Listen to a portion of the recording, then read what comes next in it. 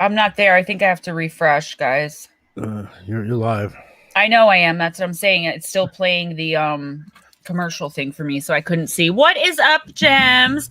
Happy Wednesday. Thank you so much for being here, everyone. I do like monkeys and pie, but that was my alter ego, Stock Steveton, typing, pretending to be me. Oh, me? Would I do that? Gemma Jade, welcome. I like the way you changed your picture there. Paradox Fossils, Cowie Snyder. Carl, hey boo. Cowie, how's Hawaii? Maraid, my beautiful wifey. Be kind. Hello, sweetheart. Blue hair on, my fellow Jersey girl.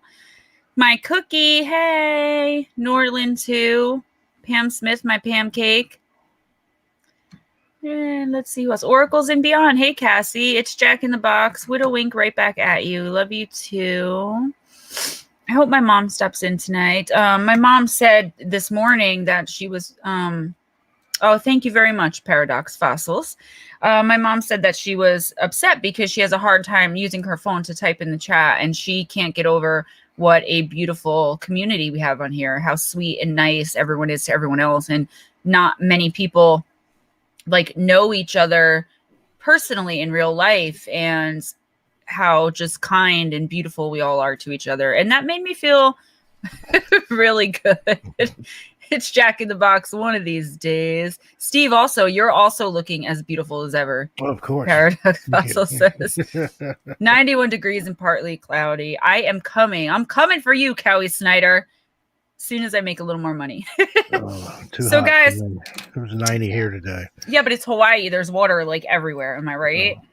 Okay, guys. So I promised on Sunday night, and I got to get right to it, that I would go through quickly Mercury retrograde and how it's going to affect your sign. Welcome, Lotus. No, you're not late. We started late as usual. So, okay, the Mercury retrograde starts on the 27th. I don't know when it ends, but I know it goes into October. So I'm going to go through your sign quickly just to let you know a little bit, what are we expecting here? What are we expecting for this Mercury retrograde? So let's start with Aries. The more you push, the worse you fail. You must have more patience. Things will move at a snail's pace for you. And being Aries, get up and go, you are not going to like that. Taurus, losing your typically calm attitude and patience, lack of close personal communication with loved ones, avoid misplaced anger. Gemini, you're ruled by Mercury, so it's the worst for you. Sorry to tell you. Prepare for social media to go down and normal tech issues to be 100 times worse. Cancer, emotional overload for my moody crabs. Don't retreat into your shell. Tons of misinformation being tossed at you. Gossip, drama, total emotional chaos. What else is new for my moody crabs, right? I love you guys, okay? Leo, presentations will fizzle, meetings will get off track, total electronic chaos, and you will find your normal bubbling bright light of confidence will be wavering a little bit. Sweetly Morbid Bear, hey, my sweetheart.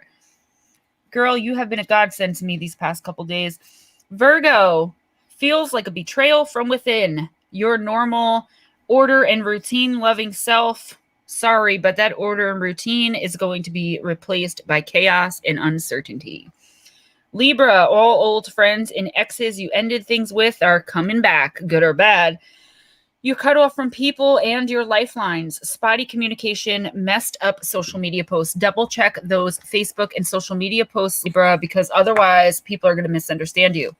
Scorpio, you got to give up your sense of control, but you'll adapt the easiest and best of all the signs because you're able to keep into focus that, okay, it's going to end eventually. This isn't forever. No major meltdowns, no major tech difficulties, no more than what's normal for Mercury retrograde. Sagittarius, it'll slow you down tremendously because nothing is running or working the right way. Specifically for you, public or even private transportation won't run smoothly at all. Make alternative plans. Capricorn, your master plan is going to hit a snag. You got to depend on others, which you hate because things are breaking down, not running smoothly. You're not in control of your own successes and failures. Aquarius, it's particularly annoying for you as a tech junkie and gadget guru. Your devices are totally on the fritz. Find alternative ways to source your information and communicate, especially at work. Daryl Fawcett, welcome. Whitney Nickel, hi. Dezombified, oh, hey, nice to see you. Hope you guys are doing good there, Dezombified. Aquarius, you may come out of this, though, with new contacts or new skills because you're going to be your usual self where you innovative, your usual innovative self, where you're going to find new ways to do things. Anyway, you will get through it. You are second to Scorpio and going to be able to handle the retrograde the best. And my fishy Pisces, my astrological twinnies, intuition is very, very off during the retrograde. Your psychicness, as I always say, is out of whack. You're in a mix-up that can make you very confused, where you're not going to really be able to tell how you're feeling. And like I said, your psychic information about other people that you normally get immediately is going to be completely off, and it's going to be very confusing. You're going to need to escape. Okay, Pisces, escape. Use all of your daydreams to find real solutions to, you can't depend on social media. You can't depend on public transportation. Pisces is going to hit you pretty hard, but you Geminis are going to have it the worst. And yeah, anyone that I missed while I was reading, I don't think so. We've got 17 watching and 12 likes. Guys, if you guys could please fix that for me. And Christina Bell, what's up? Guys, if you ask for a card and you suddenly know that you only have 10 minutes left and you're waiting, just let us know, because otherwise we waste 15 minutes calling for you instead of just knowing that you left, and we'll bump you up too. Okay, so if anyone does not want a reading, does not want one, put a 1 in the chat. And I got a new deck, and Steve got a new deck. And you get a new deck, and you get a new deck. You get a, what was it? You get a killer whale. You get a school bus full of children.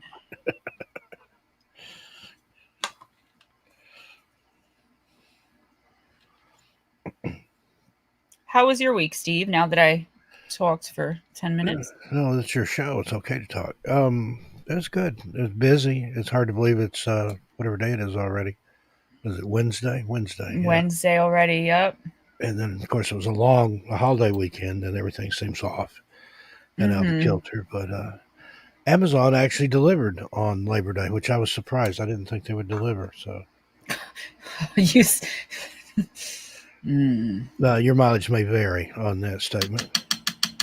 I'm not going to get into it live because I'm just going to be playing the victim. But again, I had a really terrible experience with Amazon. I noticed, though, that if you call them on the phone and don't use the chat, you have a much better chance of getting someone who's listening and who can help you out. I have to stop being lazy and just take the extra 3 minutes to make the phone call. All right, so 16 watching, 1, 2, 3, 4, 5, 6, 7, 8, 9, 10, 11, 12. I have 12 people on my list so far. Lotus, Sweetly Morbid.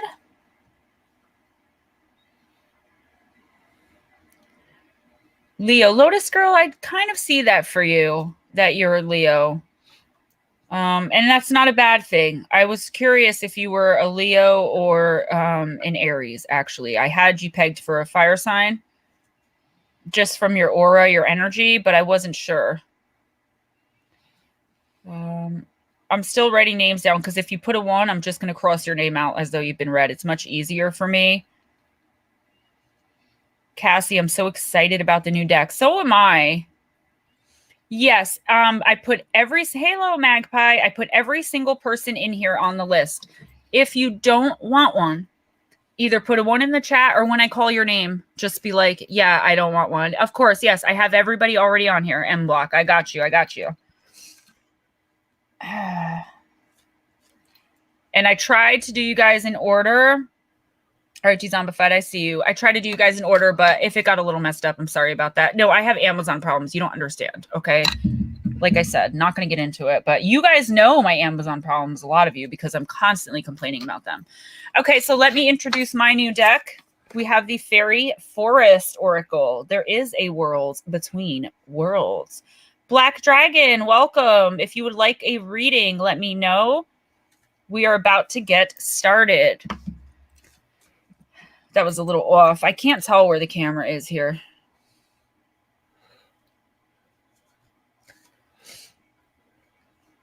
Oh, Nordland, thank you so much. I don't really notice it.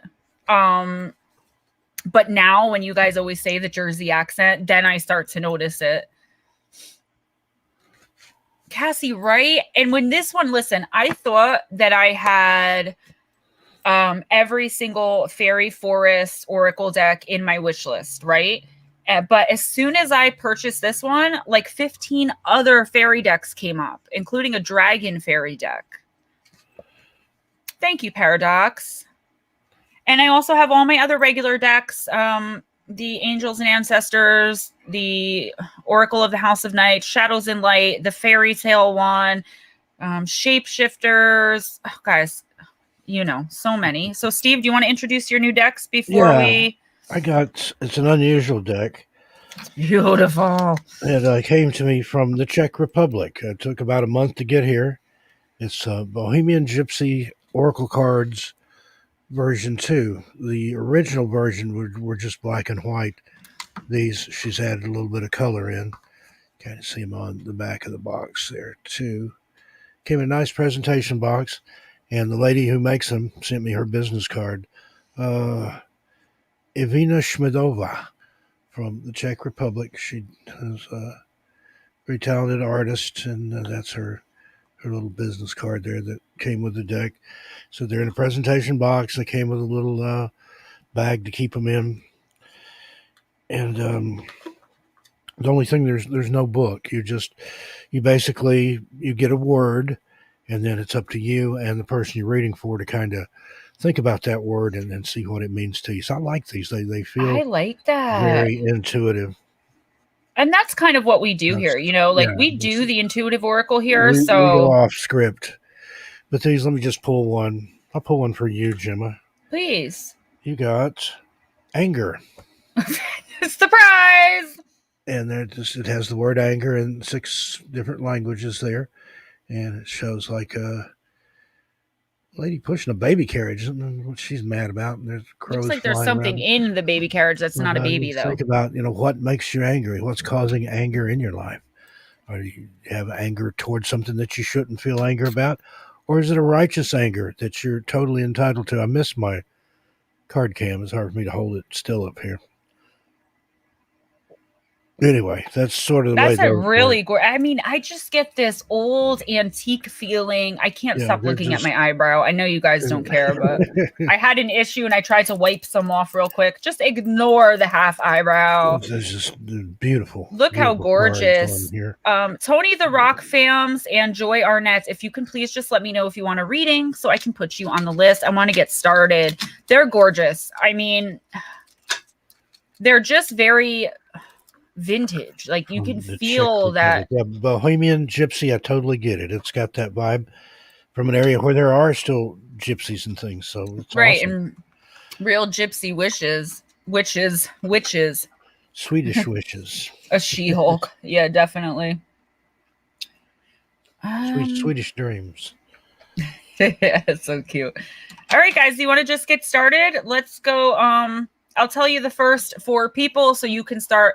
Don't put like your number and deck in the chat because I'm not going to see it, but just start thinking about what number you want and what deck you want. And if you get called for like me to read to you and you want Steve to do it or you want one of his decks, I hate it when you make noise when I'm talking. Show your book. Shut up. Oh yeah, I can mute you. Don't forget. Okay, I'll stop. I just had you muted. What? I muted you. Okay. Tony, I'm at work at the moment. Steve, I'm just going to come and creep into your house at night and beat the shit out of you. Oh, I beat the poop out of you. Okay, so Tony, if I call you and you don't answer, it's no big deal. I'll just call you once. So, okay, just start thinking about what you want. First up is Paradox, then Cowie, Carl, and Wifey. Those are the first 4. So Paradox, you're with me unless you want Steve, and please pick a deck. I can show you a couple here. I'm getting out some other ones here myself. I have Halloween, Angels and Ancestors, Shadows and Light, Shapeshifters, Wisdom of the House of Night, Fairy Tale, which I never get to use that one actually. And I think that's and the Vampire deck. Let's not forget the Vampire deck, guys. Oh, hold on, I'm sorry. I got okay. I know I'm funny. Thank you.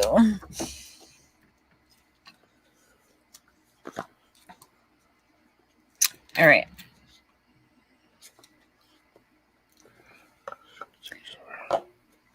Paradox Fossil says, Fairy, of course. I've got so many experiences with them. Excuse me, Mr. Paradox. I haven't checked my email in 3 weeks. I meant to tell you guys, I'm so sorry. It's been crazy. I even canceled my shopping trip to Cape May with my mother to get some work done this weekend. I'm going in 2 weeks instead. But send me your emails of your encounters, please, especially with fairies. I took 2 days to record the Missing in the Fae Part 2, and then 2 hours to record it, and then 2.5 days because I put visuals in. I was trying out some new editing stuff just to get it edited perfectly the way I wanted, and I exported it.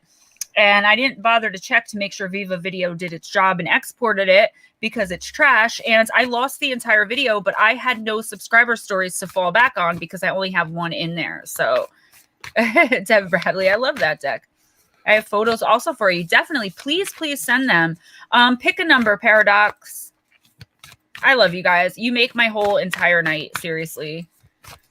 And while you're doing that, I'm going to be holding up my decks that people can choose from. This yeah, that's fine. It's just hard for me when you make noise. You know, I'm like a little bit dippy and I can't do 2 things at once. And the noise distracts me. I don't care what you hold up. Number 3. Okay. Just talked about. That one's on my wish list as well, I think. Give it about a month to get here, though, because it does come all the way from the Czech Republic. It had the custom stickers and everything on it. It's Jack in the Box. I sent you my public Amazon link that I put in the description box with all my decks and everything. And I sent you my private one, too, because in case you want to buy me something. I mean, my Facebook messages. Okay, number 3. 3. Ooh, this is an awesome card. I only read for one person and myself with this deck, so. Number 44, Otherworld, Veil, Illness, and Transition. This is a time when you are passing through a veil that separates worlds. When once all was clear and life felt stable and grounded for now, there is a shaking of the firmament and a shift in your reality that makes you feel at times as though you were living in a waking dream. What once seemed solid is no longer being relied upon. And throughout this time, you may be suffering ailments of the physical self. This is a time when the thin boundaries between the worlds have dissolved for you, and there is a raw and unfamiliar energy to your world. When this takes place, we can sometimes fall ill, suffer from a great loss of vital energy, or begin to feel we lose a connection with our minds that is strong. You can't even see it, sorry. We can suffer, and in that suffering, we can begin to forget who we once were. And that, in some ways, is the purpose of this time for you. You are now a walker between the worlds, and this time of being apart from the reality others seem to dwell within is going to bring you to greater wisdom, knowledge, compassion, and insights. This time will serve its purpose and is the breakthrough that your soul requires for the next stage of your journey.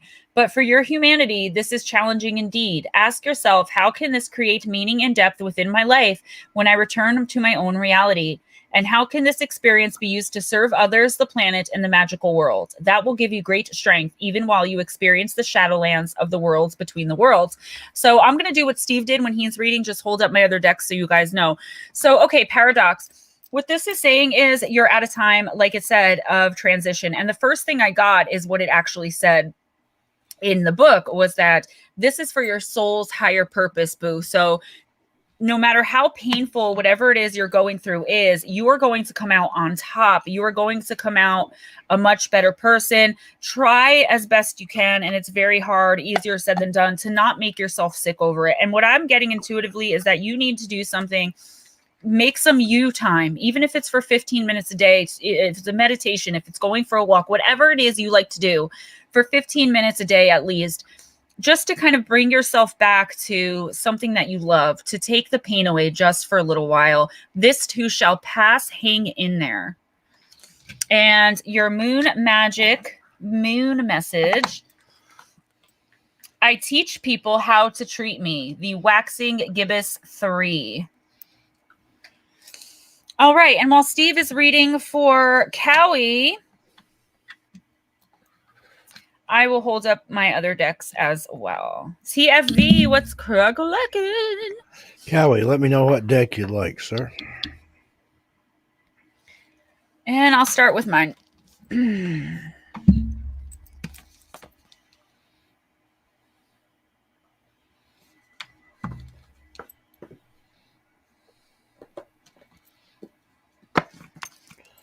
I've actually got some more. They're mainly affirmation decks or bootleg versions, so I didn't include those. Most of them don't have the book, and you have to go to a website and look them up, which isn't too bad on the phone, but I'm going to get actual versions of these. I feel bad because I unknowingly screwed the creators of these beautiful decks out of money. I've got a tiny little Halloween Oracle. That's why I reordered the Oracle of the Mermaids, because I got the bootleg. Yeah, I didn't know these are bootlegs when I ordered them. I've got that one. You got the Shadows and Light. That's a tiny little playing card size. And yeah, it's like somebody ripped off the creator and made regular playing card versions for cheaper and sold them without the book for $6 on wish.com. Yeah, but I have the messages of the fairies. There is a little QR code on the back. If you go to that website, the books are all there. But still, I'd rather support the original artist and things. So that's 6 decks I'm going to reorder. I have the Oracle of the Mermaid that I got by accident, and I'm going to. Oh, and I'm a little upset because I actually got this from Amazon, but I was wondering why it was only $12. The Alice in Wonderland deck. So these two, Oracle of the Mermaids and Alice in Wonderland, I'm not using right now, but I will be soon because I'm going to order the actual deck, because even though we did it inadvertently, it's still not cool. Being authors and writers ourselves, I wouldn't want someone bootlegging my book, even if it was by accident. Yeah. Well, I've had my book, TFV. my ebooks, my books show up on pirate sites, but to me, that's kind of a compliment. I mean, if something's good enough that people want to steal it, that's a good sign. I didn't think about it that way. Touche. You know, I'd much rather something like this, since I'm using it for the greater good. Right, the honorable thing to do. Artists get their money from it, because all right, Cowie. Bad karma associated with it. Yeah, Deb, what happens, like if you go on sites like wish.com or Alibaba Express, you can find all these decks. Now, here's the one that Gemma was just holding up. She's got the real version. I've got the tiny playing card version. In China, the place that actually prints the real ones will print off smaller versions for themselves and then sell them at a very cut rate price. These are about $5-6 a deck, but that's why they're so cheap. They're bootlegs, and they don't come with the book. None of them have the book. You have to go to a website that's listed on the back where that QR code is. Of course, you know, like I said, I can do that on my phone, but I'd rather just support the artist. Now, some of the small decks that are real are like these little Forest Fae, and I know Jim has got a couple of different ones like this, the Moon, and I have one, the Moon Affirmations. Cowie, are you ready? Only because I have to like 10 or 11. Green curry with shrimp and jasmine rice. I made balsamic glazed salmon with sauteed broccoli with garlic and bacon. I had stir fry tonight, and I cooked bacon and put in it. I've got a new wok. I decided to try putting bacon in the wok. It worked fabulously. And then I used the bacon grease to cook my beef, and then put all the vegetables in, chopped up the bacon, and threw that on top of it. So it's one of the best stir fries I've ever made. Hey, Medusa's hubby, let me know if you want a reading. I don't know where Cowie went. I don't think Cowie left. Yeah. Is there another delay or something? Sometimes he gets like a horrible lag. That's what he gets for okay, so we'll just move back onto him, and we'll go with Carl. Steve, you're going to read for Carl. Carl. Well, hers is going to be crappy, whatever it is, because she's a not nice person. Thanks, Deb Bradley. I do pride myself on how I cook. I do love cooking. Baking, not so much. Kari, Karu. What deck do you want, dear?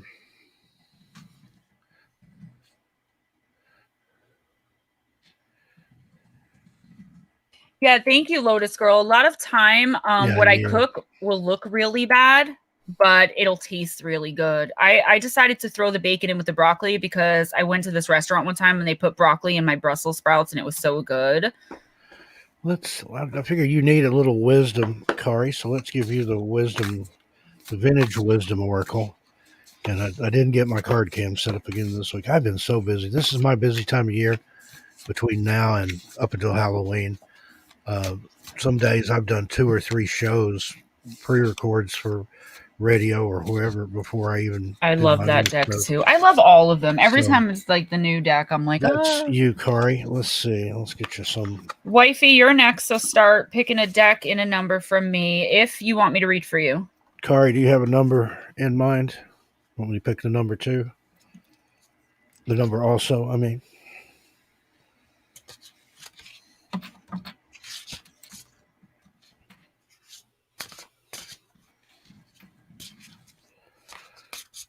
I'm shuffling. Every day I'm shuffling. Feel the cards, Grandma. I grew 30 pounds of Brussels sprouts one year. I love Brussels sprouts. I'm dying for the recipe for your meatloaf with broccoli and cheese. Oh, girl, I'll Facebook message that to you either tonight or tomorrow. It's so easy. So easy. Very minimal ingredients. I got you. I'll send it later. 4, 5, 6, 7, 8, 9, 10, 13, 14, 15, 16, 17, 18, 19, 20, and the 21st card of the Vintage Wisdom Oracle deck. You got a very beautiful card here, Sanctuary. All these cards are just adorable. Very Art Deco, 20s-ish, sort of Victorian up through the 20s artwork on there. The Sanctuary card. And the cards aren't numbered. They're just in this little booklet. And yeah, I do have to resort to the booklet because I haven't memorized all these yet. I think I resort to the booklet even when I have kind of memorized what they mean just to get that like extra in there. I don't know. Yeah. Plus we go off book anyway a lot of times and throw our own thing in there when it becomes apparent. That's what I like when you're reading for somebody in this. The intuitiveness comes through. Oh, she says she didn't see the card. Okay. Are you on a lag there, Carrie? Sanctuary. She was messaging me on my phone. I didn't see the card. If you're messaging me, I always keep my phone down. Nordlin, let me know if you want a card because I do have you on here. But Wifey, like I said, pick a deck and number for me. Kari, Sanctuary. A vintage goddess sits peacefully in quiet reflection beneath the arches of her sacred temple. Subtle shades of green represent the harmony found in forests and fields. A lone peacock stands atop a stone pillar. These auspicious birds of protection and watchfulness are said to be symbols of the heavens and eyes of the stars, as depicted on their cascading tail feathers. Early belief held that a pair of peacocks guarded the gates of paradise. Our goddess muse wears a dress made from similar plumage. A beautiful jay flies into the foreground, its loyal and protective nature a fitting presence. For some, the first experience of communion, celebration, and sanctuary begin in the safety and security of the family home. But as we grow, our perception of sanctuary evolves according to how we relate to the world at its ever-quickening pace. In contrast to seeking escape, the renewing balm of sanctuary holds us or helps us find sustenance and rejuvenate from within while allowing us to simply be in the present moment. Your personal idea of sanctuary may manifest in the form of a special place, your spiritual beliefs, or the inner refuge of prayer and meditation. Whatever your preference, the appearance of this card speaks to its relevance for your life at this moment. Cultivate a little distance from an issue by nourishing your spiritual resources in the safety of your private oasis. Viewing life from a renewed sense of perspective will help you arrive at a more attuned choices for the future. So, and I know you just moved recently, so hopefully that new apartment, new home that you were swearing about because you had to tote stuff up the stairs maybe that's your new sanctuary. Maybe you've got a place to call your own where you can go in and shut the door and wall yourself off from the evils of the world and just meditate, reflect, enjoy being you and being with yourself instead of the hubbub that you had in the past. So hopefully that resonated with you, Kari. I think that's what it means. That's what I got out of it. Yeah, there you go. Thank you, and it definitely is. Right on. Thanks for letting me read for you. Welcome, Lady Blinds Wolf. So, wifey, I think you said the fairy tale oracle, right? This one. And once again, I think last week too, we got number 17 for you. But let me know if you meant this one or the fairy one. I think you meant fairy tale because you said fairy tale. Yeah. Yeah, of course, lady. I will put you right on there. And my wifey, we're doing card number 17. And whoever is up next with me, be thinking about a deck and a number. The next four are Be Kind for Steve, Blue Heron with me, Cookie for Steve, and Nordland for me. Okay, cool. A deck and a number, unless you want me to pick. Oh, 3, 4, 5, 6, 7, 8, 9, 10, 11.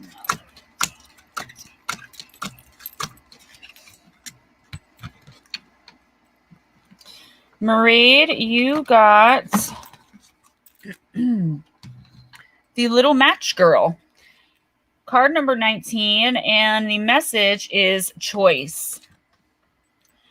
Her little hands were almost numbed with cold. Oh, a match might afford her a world of comfort if she only dared to take a single one out of the bundle, draw it against the wall, and warm her fingers by it.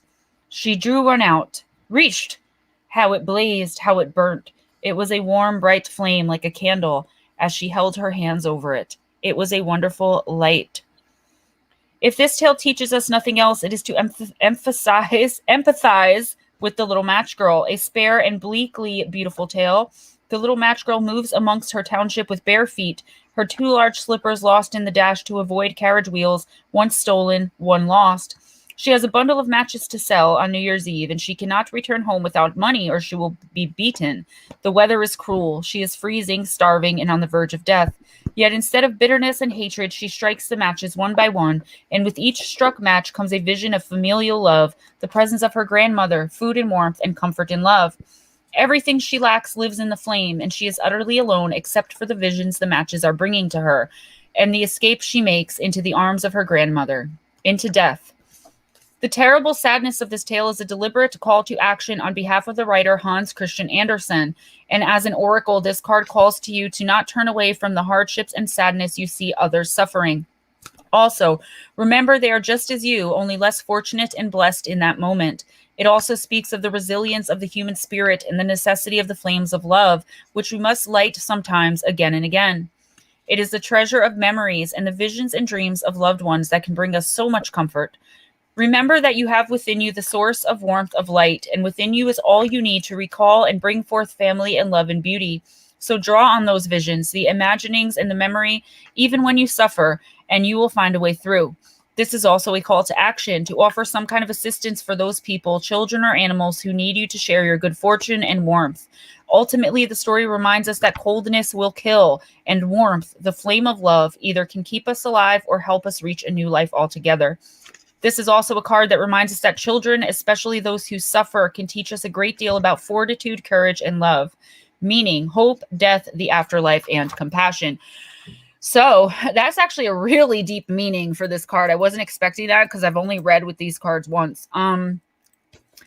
Just making sure to count your blessings, to pay it all forward, and to not get stuck on the sadness of your life. Even though you might be going through something and things may be happening, that at sometimes, just like everybody else, you may start thinking like, why me? Or when's this going to be over? More of this again with this. Always remember your blessings and remember that your life, no matter, I have something on my fridge that says this to remind me every day, your life, no matter how horrible you think it is an absolute fairy tale to someone else. So count your blessings, pay it forward, and call on your ancestors, call on your guardian angels, call on your deceased relatives, friends, and loved ones. to comfort you either in meditation or just in a memory in your times of desperation and need. My beautiful wifey. Who came in? Fifth Horseman Insanity. Welcome. If you'd like a reading, please let me know. We have a couple left. Lazarus Project. Oh, hey. Let me know, please. Hey, You're Fifth very Horseman. welcome, Mairead. Thank you. Let's see. Hey, Philadelphia Collins. Let me know as well if you'd like a reading. And be kind. Yeah, Spirit Animals card number 2. Okay, I went ahead and pulled that for you. Shuffled and pulled. You got Bobcat Spirits. Life is a mystery. That's card number 8 out of the deck. Let's see what the little booklet has to say. It looks like a nice long entry here.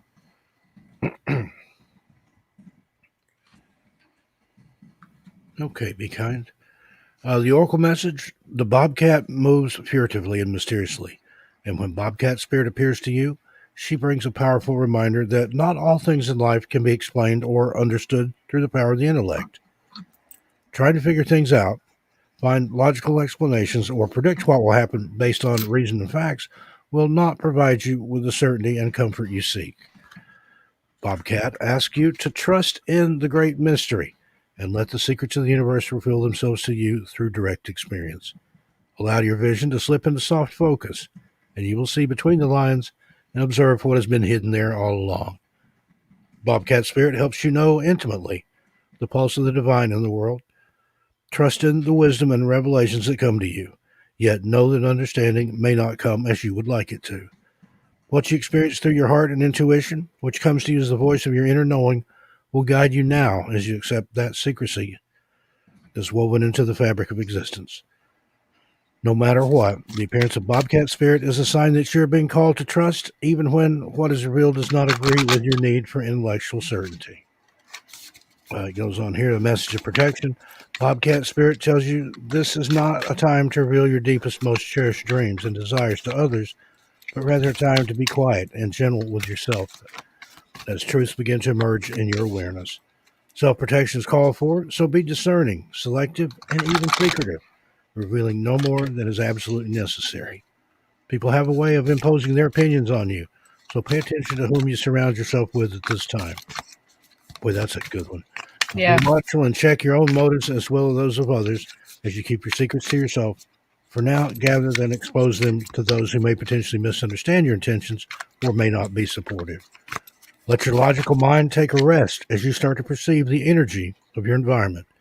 Bobcat Spirit wants you to be stealthy and wise. Keep your own counsel. Let yourself be a mystery yet to be revealed. So that's a good one there. Just be careful who you tell your secrets to, who you reveal yourself to. Think about that like the way a spider spins a web. After a spider spins a web, he doesn't jump up and down and say, hey, look at my web. Come and check it out. Come over here. He's got that spider patience. Or she goes and sits in the corner and waits for nature to take its course. And when something comes along, gets in the web, then it's taken care of. So use that time wisely. Think about what your next moves are and how you can do things on your own for yourself. And I think that's good advice. Just as my dad used to say, don't tell everybody everything you know, because then they know what you know and what they know too. So keep some things close to the chest there. Hope that resonates within you. Be kind. Thank you for letting me read for you. Welcome, Nick Y. And Edna Starlight. I'm just trying to find where I wrote down lady here so I can put her number next to her. Lady. We have a lot of wolves in here. Wolves. Wolves. WOOFS. Philadelphia Collins, just let me know, sweetie, if you would like a reading. And I'm reading right now for Blue Heron. Cookie, you are next with Steve. Nordlin with me, and Cassie with Steve. That's who's coming up. So don't put it in the chat. Just keep it until I call you. Nikki Nicole, welcome. I've seen you around my comments recently. Welcome to the fam. Chris Jarvis, come on down. Be thinking of a card or a deck and a number. And Slow motion, welcome. I don't remember if yeah, no problem. If you guys don't want a reading, no big deal. Black Dragon, I don't remember if you said you wanted a reading or not. And Nikki Nicole, please let me know.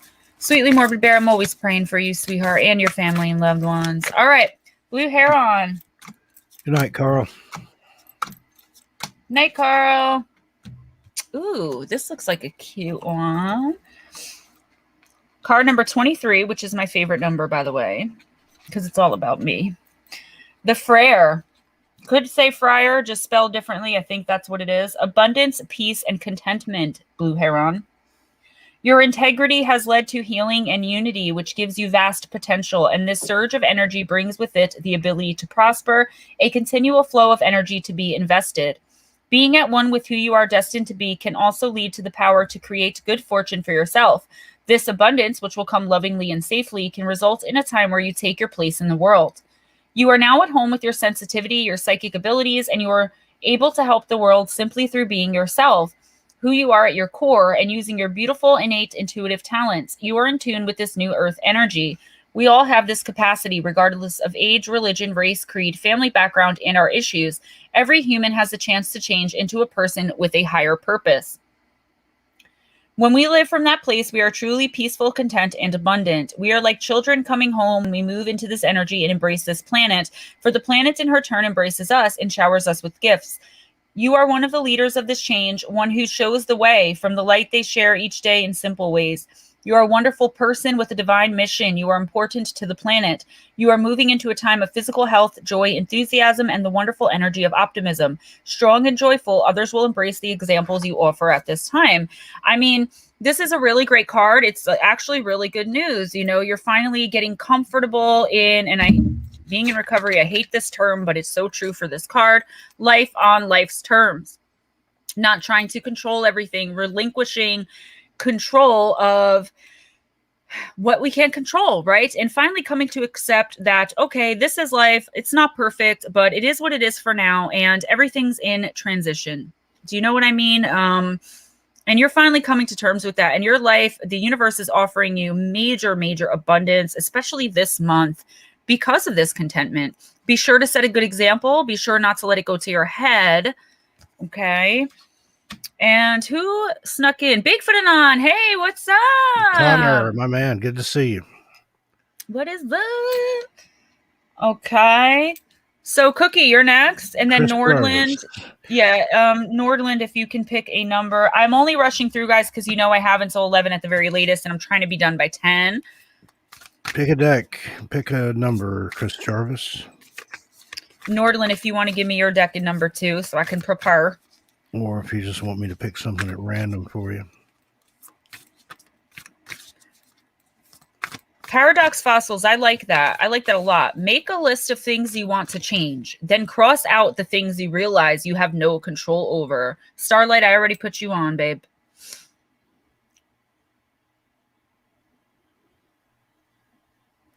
I really like that. That's really good advice to go by. I already have you on, Starlight. I put you on as soon as I saw you come in. All right, Norland, I got you for number 7. And Gypsy deck. Pick a number. Okay. Pick you number. I knew what he meant. He's typing with one hand while trying to fend off the gerbils. Norland, do you have a specific deck or? Let's see. First time I read one of these, Chris, so we'll see what happens. Slow, you are in, yes. And it's all intuition with this deck. There is no booklet with it, which I kind of like, you know, that whole pantsing, flying by the seat of your pants type thing. Let the card and the universe do the work. Okay, and I'm going to pick number, you said Gypsy deck, and what number did you say? Pick a number. Okay, pick you number. 1, 2, 3, 10, 11, 12, 13. If you don't have any kind of phobias regarding 13, it's my favorite number. And you got the Thief card. Thief. There, lady banishing the thief. I think she's maybe chasing him. Looks like he's carrying her pocketbook. Something like that. It's got thief in 5 different languages there. Again, maybe this something means something in particular to you. What I take away from it, though, is be careful. You know, Benjamin Franklin said, "He who steals my purse steals trash." meaning that anybody that would steal from you would just, it's not going to matter what they steal. The things that people can't steal from you are the things that are inside. Those things that are truly irreplaceable, they can't get to them. So stuff is just stuff. Maybe if you've had things stolen from you in the past, you've had somebody take things from you, maybe had somebody take advantage of you with ill will or through ill will, and let it go. It's just stuff. I know the first time I got divorced, I told my lawyer I had all this list of stuff that my ex kept that I wanted. It was, stuff that was mine to start with. And she looked at it and said, I get $100 an hour in court. And I said, yes, but it's the principle of the thing. And she said, that principle is going to cost you a lot of money. She said, you can take that money and buy all new stuff, and it's just stuff. And, light bulb went on like, you're right. So I got to go out and enjoy buying all new stuff. So whatever anybody's stolen, whatever anybody's taken from you, whatever's been thieved from you, Chris Jarvis, let it go. Now that's what I'm getting from it. It may be something entirely different. Maybe the card's calling you out. Maybe you're the thief, and we just don't know it because you're a thief in the night with your gerbil minions there. That gerbil ninjas. Well, yeah, like a cat burglar. You have the ninja burglar or the yeah. Daryl Fawcett, I always say that, like, that person that will steal your wallet and for 2 hours help you try to find it.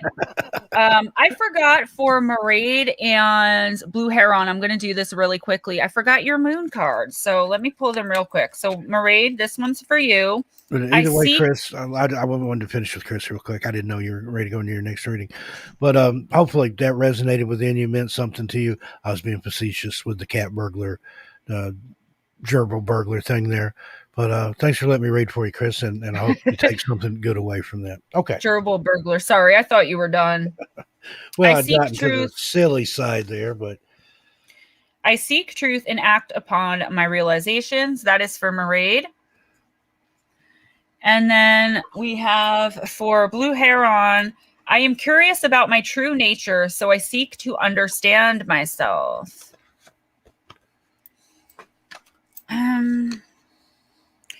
Okay, and I have Nordlin with number 7, and I chose the Angels and Ancestors book, kind of stuck out for me. So let's do this. 3, 4, 5, 6, and 7. Ooh, the Seer. These are not numbered, so just give me a second to try and find it. I've used this card multiple times, but I've never pulled this card before. The Seer. See beyond the current situation. Look beyond your current situation, raise your vibration, and focus on love. Most indigenous peoples have a seer in the family or tribe. Seers are the intelligent and intuitive beings who serve as direct channels for information on what's occurring now and what's about to unfold. Their energy isn't about predicting your future for you, but about showing you how your intentions are creating it. A true seer will help you see that your intentions can change, therefore, so can your future. The message of this card is to let the clairvoyant within you rise up so that you can see the way forward yourself with your own spiritual eyes. Clairvoyance isn't just about predicting the future. It's about being able to see clearly enough to create your best future. You are being encouraged by your ancestral guides and angels to see beyond what you think is happening now. Don't allow your ego or doubts to play games with you. Instead of seeing yourself as stuck or lost, know you're in an energetic holding space while the universe recalibrates a path that is more favorable for you. Angels of light are upgrading your energy so your experiences can be more enjoyable. You are moving towards something extremely uplifting and enlightening, so stay calm and keep your eyes on the prize. This kind of reminds me a little bit of someone else that had a reading already tonight. I can't think of who, where they were talking kind of about, like, you know, you may be going through a difficulty or a rough patch right now, but if you can just keep reminding yourself that you can, if you just get through this, something beautiful and worth it will be on the other side. And your moon card says, I enjoy the serendipity of life. The unexpected can be wonderful. The blue moon. And I even like that. All right. And guys, just remember there's a list and I put you on like the minute that I saw your name. So I'm doing my best to go in order. Cassie for Steve, and then it will be Johnny, or It's Jack in the Box for me, M Block, Lotus Girl, and Sweetly Morbid Bear. Cassie, pick a deck, pick a number, or leave it up to me and the universe. Hello, Three Souls Paranormal, and welcome. Anybody else who I didn't see come in, please just welcome. Please just welcome. I don't know, guys. Welcome, Three Souls Paranormal. Yes, there you go. Gypsy deck and 13. I knew you were going to pick the Gypsy deck, and I should have known you would pick 13.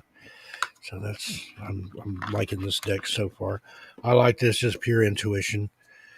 Because, the book is good, and it can give you a lot of insight and teach you things, but it can also become a crutch. And sometimes, the answer is not always in the book.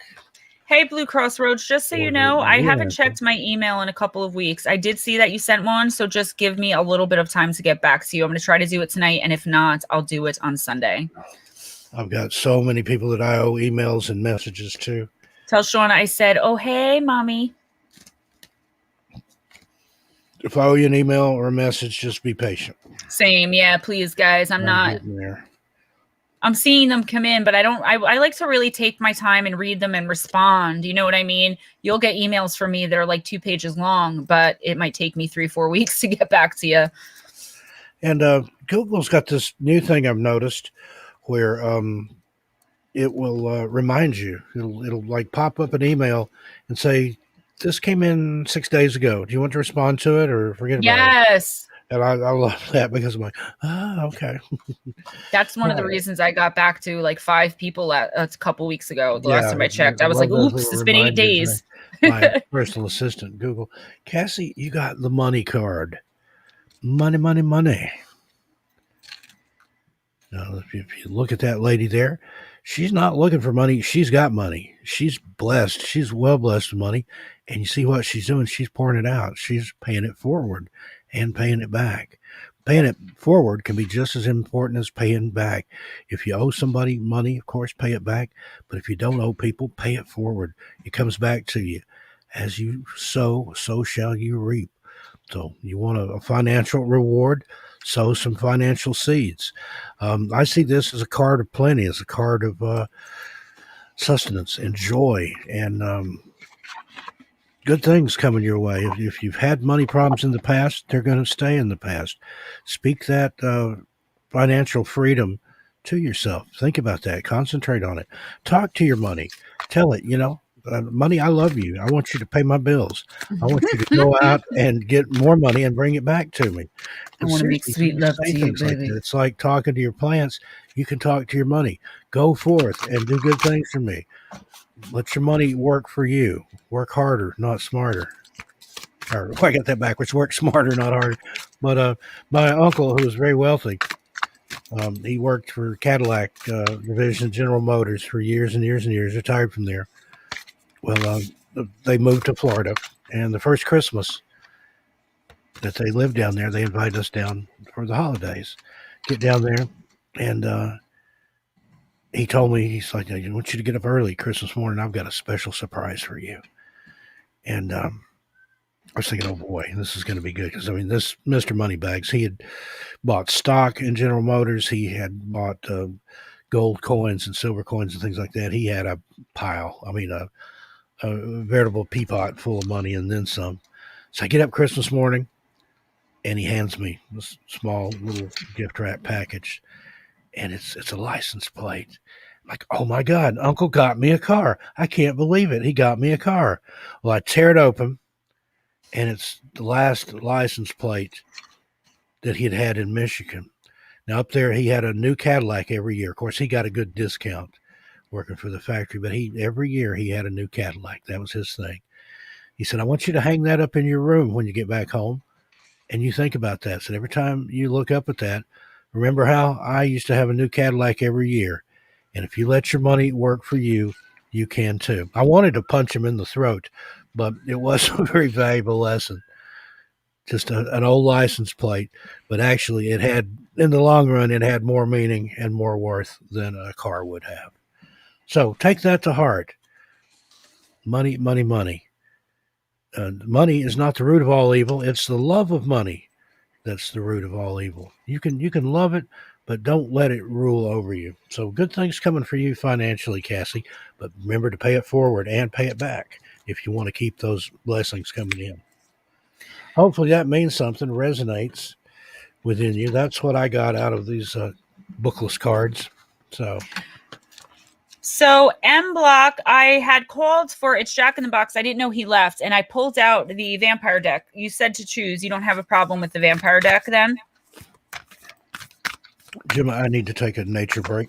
Go ahead, because I'm next. I'm sure Mulder will want to go with me, so it may be an extended break. I'll take a few. Don't worry about it. I got you, babe. It's in his contract. When I get a break, he gets one too. So be right back. Okay, cool. So we're going to go with number 8 in the Les Vampires deck. Of course. Thank you for letting us do this. 3, 4, 5, 6, 7, and 8. You got card number 35, which is Sacrifice, Renunciation, Offering, and Letting Go. In humans' lives, there is a great resistance to choice, and you may ask of us, what is choice to do with sacrifice, the name upon this card? But choice is at the very heart of sacrifice, for life with its multiplicities of possibilities demands that make your choices. Wait a minute, let me read that again. For life with its multiplicities of possibilities demands that you make your choices. And for many of you, we notice again and again that you refuse to make the choice. And then you are forced to make one, but one that suits another. It is time for you to examine what you value most and what you would least wish to give up. The word sacrifice, and we know this as we have lived long, is a way of making the thing you give up sacred. It's a loss. It's painful. It matters. Therefore, the void that is left means something and must be filled with something that means more. For so many of you, you will not choose. You wish to be good to all. You wish to let down none. You do not think about what is best, for what is best is that which sets your blood alight and makes the song of your soul soar. What is best is that you know your own heart and know your own code and adhere so closely as possible to what is noble about you. There will be a time for all, space for all, love for all. You may protest. You may wonder, what of loving everyone unconditionally? But that's an illusion. Even in love, you must choose. So we say now, you must sacrifice something. You must give up something that is precious to you. And by doing so, you are making it beautiful. Make it worth it. Make it count. And make this deliberate. Do not play victim. Make your choice and be powerful and compassionate at once. The blessing is your compassion, heart, and empathy will grow as a result of the sacrifice you now are being asked to make, not by another, but by your own soul. You are strong enough to do this, but you have never known for sure because you have never put yourself to the test. Now you must, and you will see just how strong you truly are. The curse, you doubt you can give this thing up. Perhaps you feel you are weak. Excuses have been your refuge before this time, but now you are ready. There is something you may need to give up. It could be that in order to do what you know to be right for your soul, you must let go of something that in many ways gratifies, excites, and soothes you. It could be the sacrifice of sleep in the morning to get up and run. It could be the sacrifice of the luxury of a paycheck in order to explore your true calling. It could be the letting go of comfort in order to explore. It could be the sacrifice of your personal time in order to devote yourself to one who needs your care. Whatever it is, choose. And then know this sacrifice can be worked with and used to refine and polish your character so that you become more the offspring of angels than you already are. So that's pretty cut and dry, right? You need to make a choice, one that is going to be very, very difficult for you to make, M Block. And you may think, but I need this thing. I cannot give it up. There's no possible way I can make this decision. Well, guess what? It's like a tower moment in the tarot. If you don't make this choice soon, and I'm reading these cards, at least on my end for the month of September, the choice is going to be made for you, and then you lose and relinquish control. So by not choosing, you are relinquishing control over something that is very precious and very sacred to you. Lotus Girl and Sweetly Morbid Bear. So first Lotus, then SMB. If you guys want to wait for Steve, just let me know. And then it'll be Daryl and Christina Bell if Christina is still here. Oh, I keep forgetting these dang cards. I'm not going to stop, though. I am going to read them. So M Block, I'm going to give you your moon card. And Lotus Girl, if you're ready for me to read you, just give me a deck and a number. Otherwise, I'll put you down for Steve. M Black, I will not remain stuck. I choose change. How amazing is that? And that is the Waxing Crescent 3. Use my intuition to pick a deck and a number. I love doing that. So hold on a minute. All right. Fairy Tale Oracle it is. And number 17. I have so many decks out. Oh, okay. You're very welcome. Thank you. Thank all of you guys. If I forget to thank you at the end of the reading, not because I don't appreciate you allowing me to help you in this way, read for you.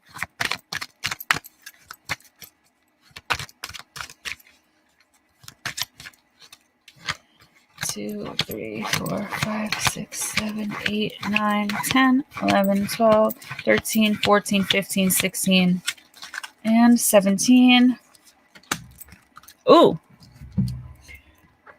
One of my favorite movies is Into the Woods, and just the song. He's like, and oh, her hair, who climbs hair? Rapunzel, card number 2, Liberation. This is actually a really beautiful color green on this card. Rapunzel, Rapunzel, let down your hair to me. You are currently within a situation that has you feeling trapped, isolated, and hidden away from the world. You may have accepted this lot as your own for some time, but recently you have come to a new awareness of what lies beyond the tower walls. Man, is this my card, girl. That you have shielded yourself and taken yourself away to be safe, but in a way, you have become a prisoner. This card or this message can sometimes come to you when you have been deliberately isolated from others and have not been free to make your own choices. The tower you find yourself within is not about to crumble. Freeing yourself is going to take your own strength, your own resolve, and it is going to be something you must do for yourself. You can leave. You can free yourself. You can stop holding on. And so much of this is going to rest on whether you believe you are able and worthy to live a life of greater risk and greater freedom with all the possibilities and all that is unknown. This card can appear for people who have protected themselves so much that they have become almost agoraphobic, and shielding even energetically has led to a huge wall built all around them. They are unimpeachable, but they are also alone except for the one who has access to them. If this card has come to you, it is time for you to consider whether you wish to explore the outside world, the spaces and places beyond the narrow yet extremely safe confines you have been imprisoned within. You have also had very little external influence. Only one powerful other has been able to influence you, and for now, you need fresh ideas, inputs, and challenges to the way you have been taught to experience and see the world. The world of the tower is already behind you in your thoughts. It is up to you when you will let your hair down and set yourself free.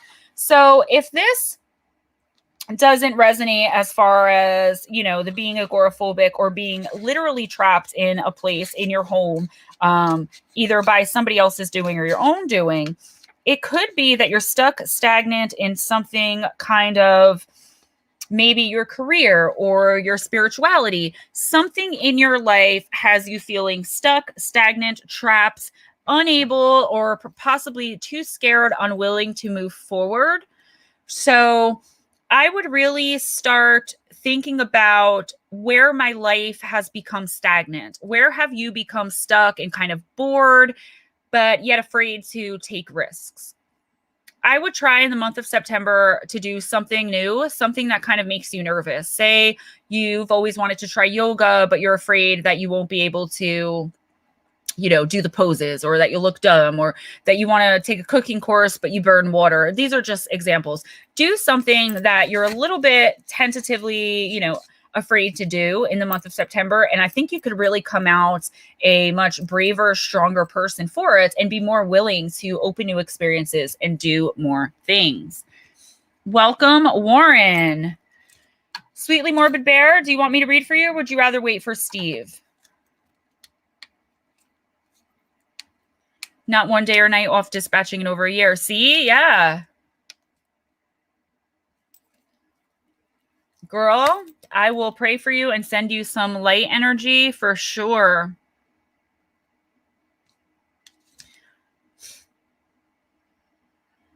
Sweetly morbid bear.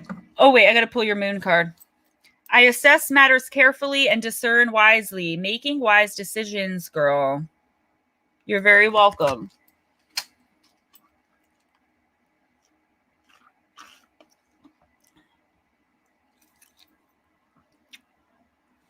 So it's SMB, then Daryl, Christina, and Magpie.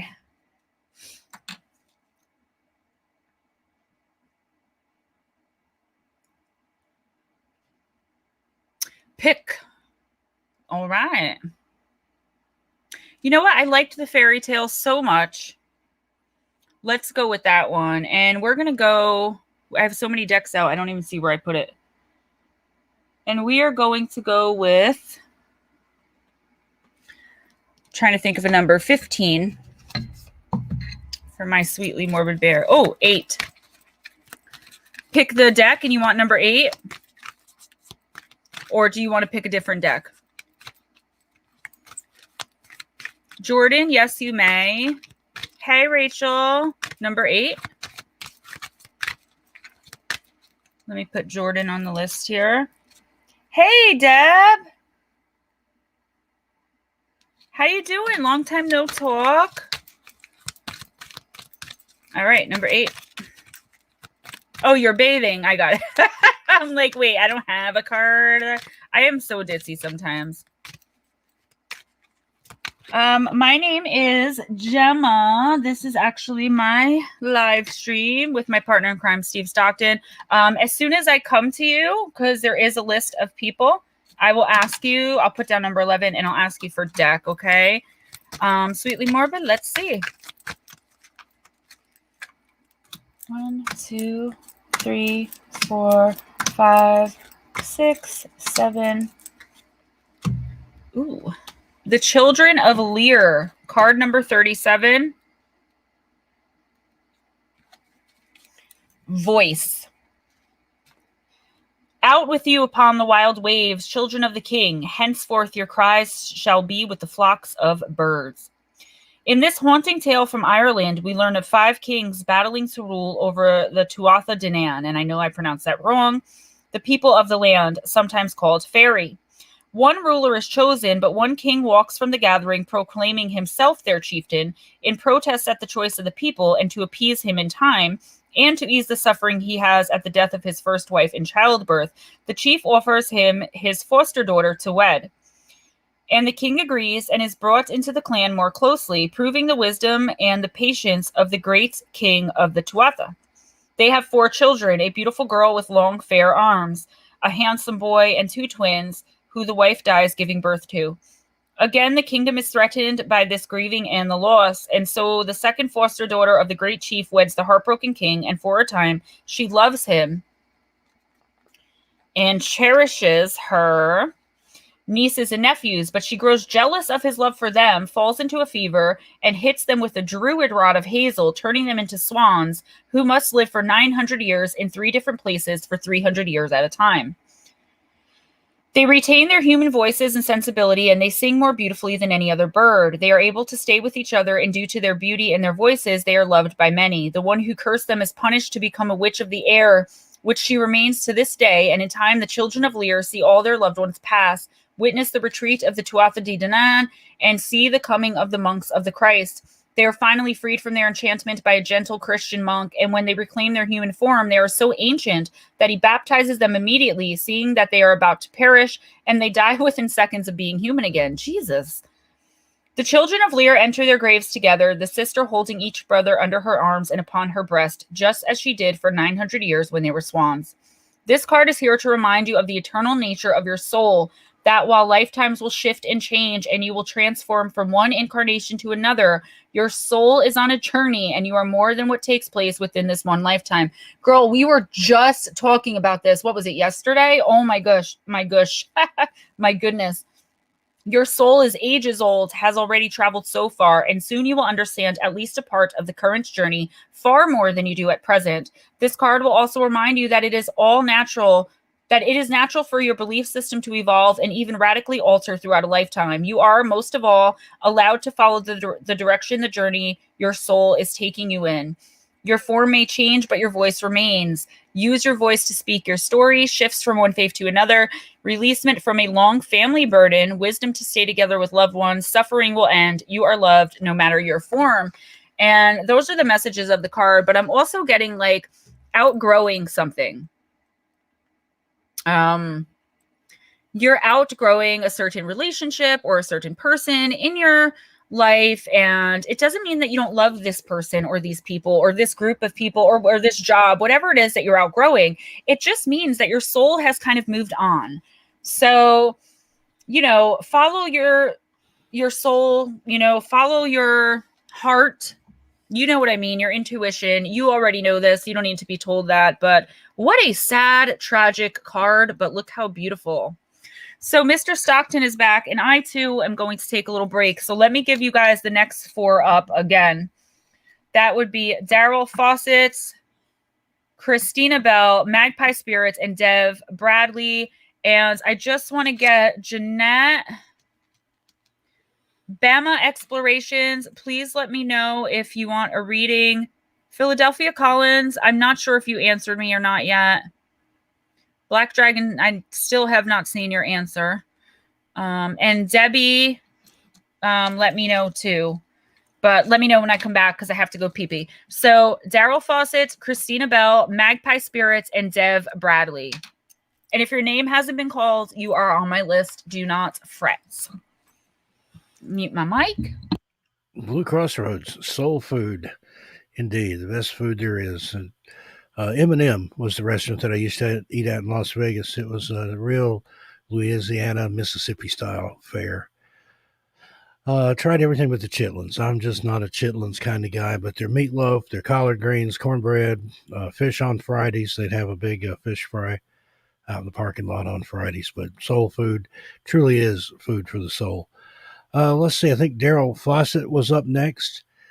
Daryl, if you want to pick a deck and pick a number, I'll happily read for you.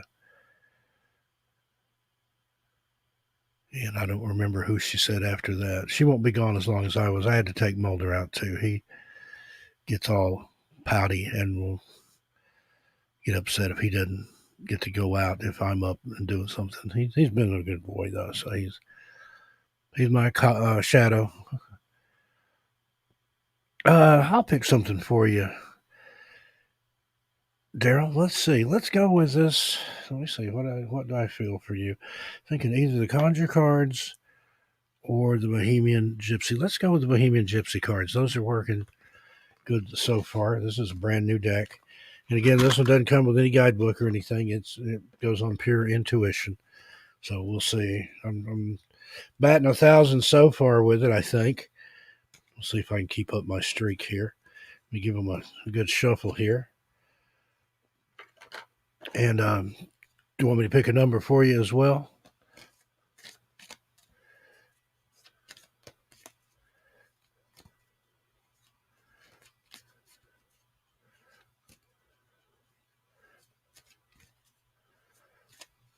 Okay.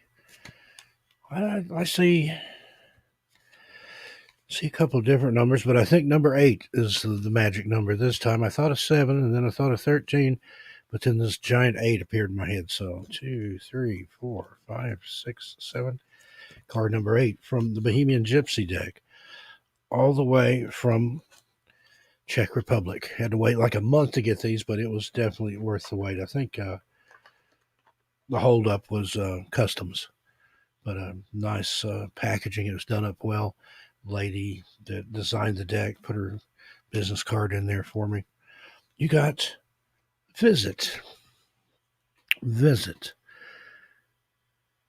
Now that can mean a couple different things. See those ladies there, the ones visiting the other, brought flowers. I feel this is, you're either going to get a visitor or you're about to go visit somebody. You may or may not know of either one, But prepare for some sort of visit in the future. I see it as a good card. They're all smiles there. You see, those old friends. She's got some flowers for her, and she brought flowers for her. So I would take that as a hint there. If it's a lady that's coming to visit, or you're going to visit a lady, even if it's your mom, your sister, whoever, take her some flowers. People appreciate little gestures like that, and see they got flowers for each other. One was thinking of the other just the same. So prepare to be visited or to go on a visit. Like I said, you may not even know it yet, but you have traveling in your future. I don't think it's going to be a far journey.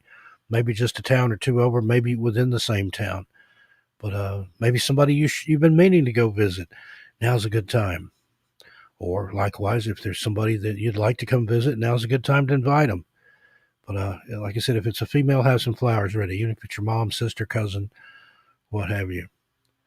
So I take that as a good card for you there, Daryl. Again, that's just my take on it. It may or may not resonate within you. Hopefully it does. But thank you for letting me read for you, Daryl. Be blessed.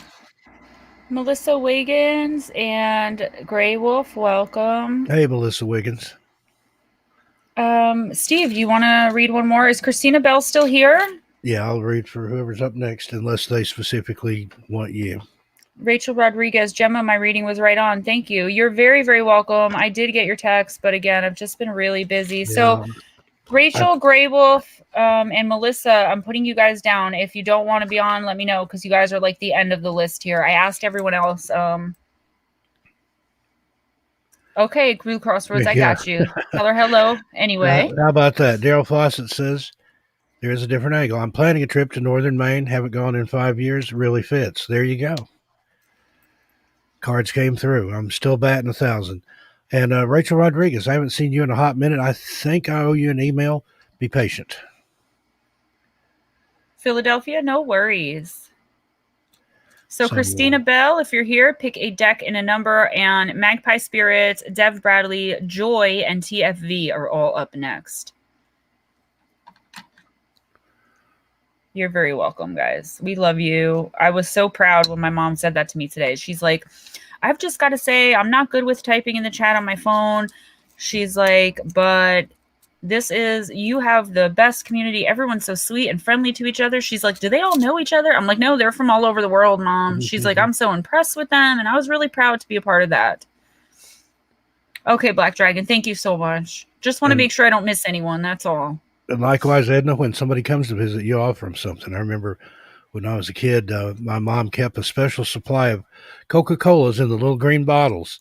And if company came over unexpectedly or even expectedly, you gave them a Coca-Cola with a little paper towel wrapped around it just for that extra touch. That's so cute. I keep a case of soda, either Coca-Cola and or Sprite, at my house, because we don't drink soda and we don't allow it for RJ, but he knows when my niece and his cousins come over, it's soda time. As soon as I'm like, Layla and Mariah are coming, he's like, can I have soda? Because we don't allow it to him. You're very welcome, guys. Speaking of drinks, I want to recommend something that was recommended to me. La Colombe coffee. Mocha. It's a draft latte. Foamy nitrous infused milk, cold brew. And this thing will kick your butt. There's more than twice the amount of caffeine of a Mountain Dew in that little can. And it's just brewed to excellence. I'm not sure where this is from. And over at KPNL Radio said, you got to try this. So the can is expensive. I think it's about $4 a can. You can get it cheaper in bulk if you buy it on Amazon. But if you're a coffee lover, try that. That's an unsolicited recommendation here. It's not, they don't support us or anything. If they want to send me a case, though, I'll talk about it all day. Yeah, right? And oh, yes, you feed them, too, and send home leftovers. Absolutely. My niece brought a pizza to my house one time, and I was so upset. I'm like, you're coming to visit me. Don't you ever bring food. And, like, on holidays when people don't take leftovers, I have this thing called a giving plate, and it stays within the family. So each holiday, we all pass it back around to each other. I think Christina Bell left. Is Magpie Spirit still here? Which I don't think so. Aunt Edna is so sweet. She is indeed. She's everybody's Aunt Edna. That's just we've decided that a long time ago. Always wanted. Jeanette Sanchez, yeah, thank you so much. I'm trying. I did stop reading the comments, but it started at the first comment. So as I was watching the stream, I could see, and that's what led me back into that. But Yeah, Gemma, you're honestly sweet, but don't let the trolls get to your head. It's just the way it is. People do it to screw with people because they have nothing better to do. Totally get it. I think Christina and Magpie both left. So we're up to Dev Bradley. Dev, if you want to pick a number and a deck. And a reader. I'll read for you, or Gemma can read for you, whichever you prefer. I love anchovies. What we could, I mean, I don't want to give everyone too many choices, but if I call your name, just say who you want. If you want a specific person, it doesn't phase us. We're partners.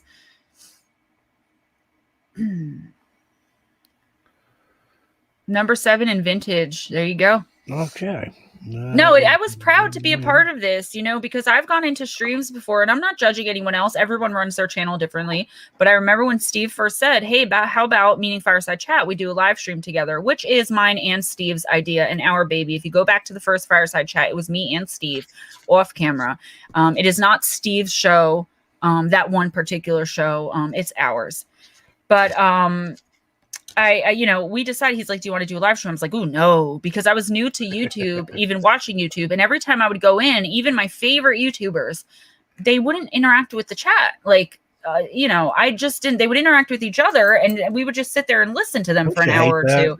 And it would drive me absolutely crazy. So I'm like, I know I don't want to do that. And he's like, no, we don't have, what are you talking about? We don't have to do it like that. I'm like, do you really think people would go for that? And I won't you guys call totally names, did. but like King Frostmare. I've been on his live streams before. He sits there and like watches, I guess, whatever he's doing on the computer. It looks like he's doing something else. I won't mention any names like King Frostmare. Anybody doesn't even acknowledge that there's an audience. He's doing something on his computer. He's green screened down into the corner. There's all these creepy videos, and everybody's like, "Hey, how's it going, King Frostmare? What's up? How you doing?" And he did not a word, nothing, not in the chat. First, I thought he was answering in the chat, but he's not.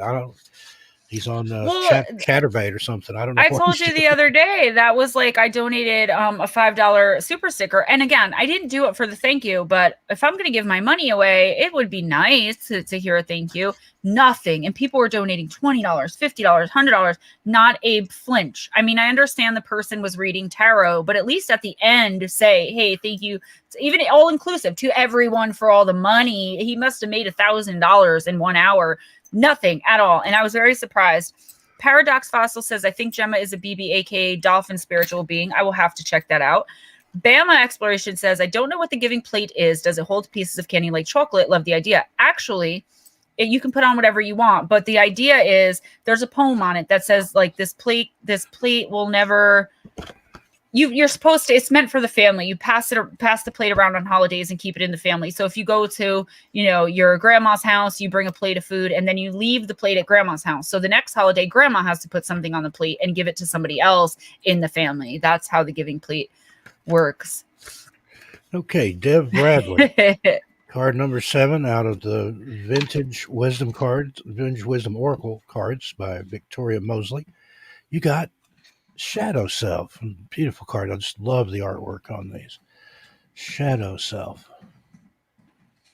And let's look at that there. Sorry, I don't have my card cam set up. I've said that for 3 weeks now that I'd get to it the next week, but still sitting over here on the tripod in the floor. Well, I've got another pile of stuff over here where I normally put it.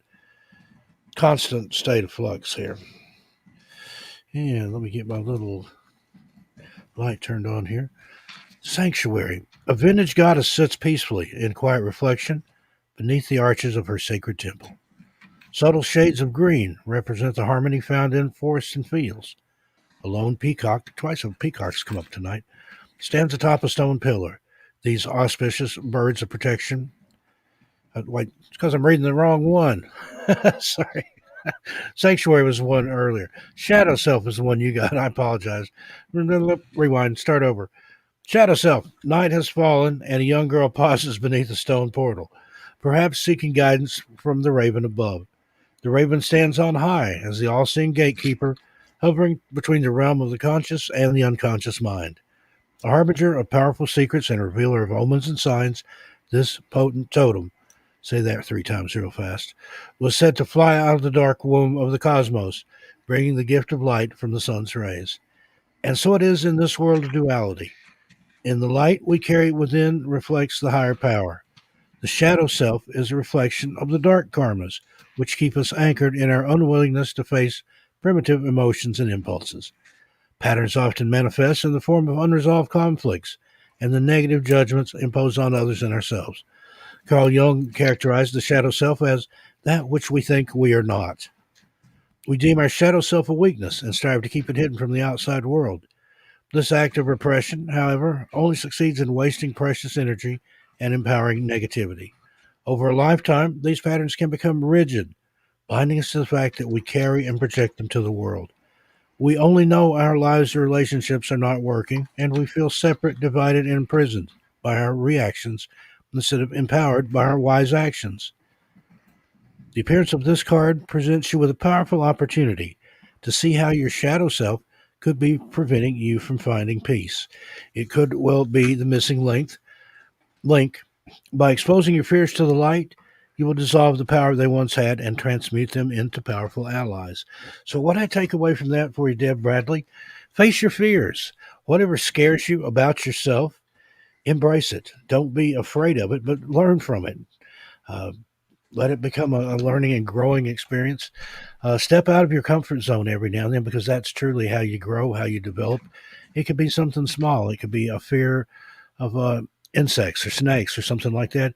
It could be a fear of speaking in front of a crowd. It could be anything that scares you, but turn that fear into power. Empower yourself to overcome. And I don't know particularly what fear you might have, but I'm sure you know you probably have several. We all do.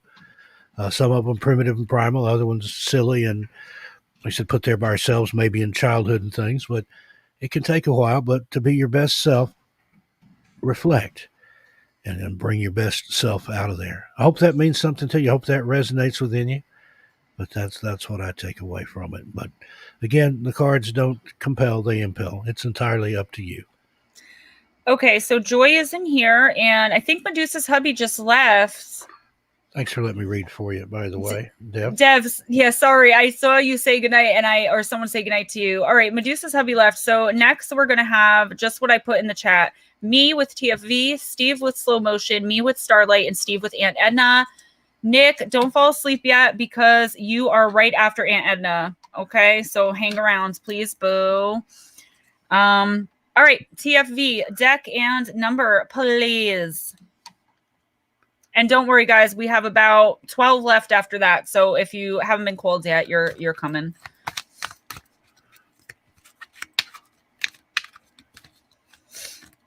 Did TFV leave as well?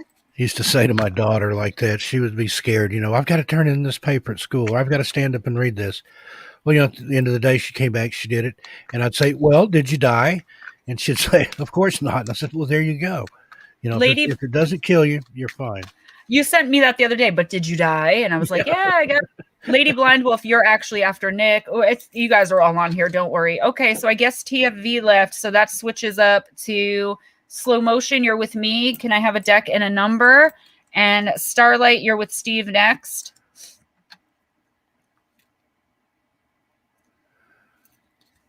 Mairead knows a little too much about shock collars, I'm afraid. What you want to do? Want to be a bowler, shot caller, brawler, booby dipping in the bins with the spoiler? I didn't say a shot collar. I said a shock collar. Oh, I thought you said shot caller. I was like, yeah, want to bumble with the bee, huh? Bzz. All right, let's do this. No, please. I want the Halloween deck. My birthday, dealer's choice. All right, cool.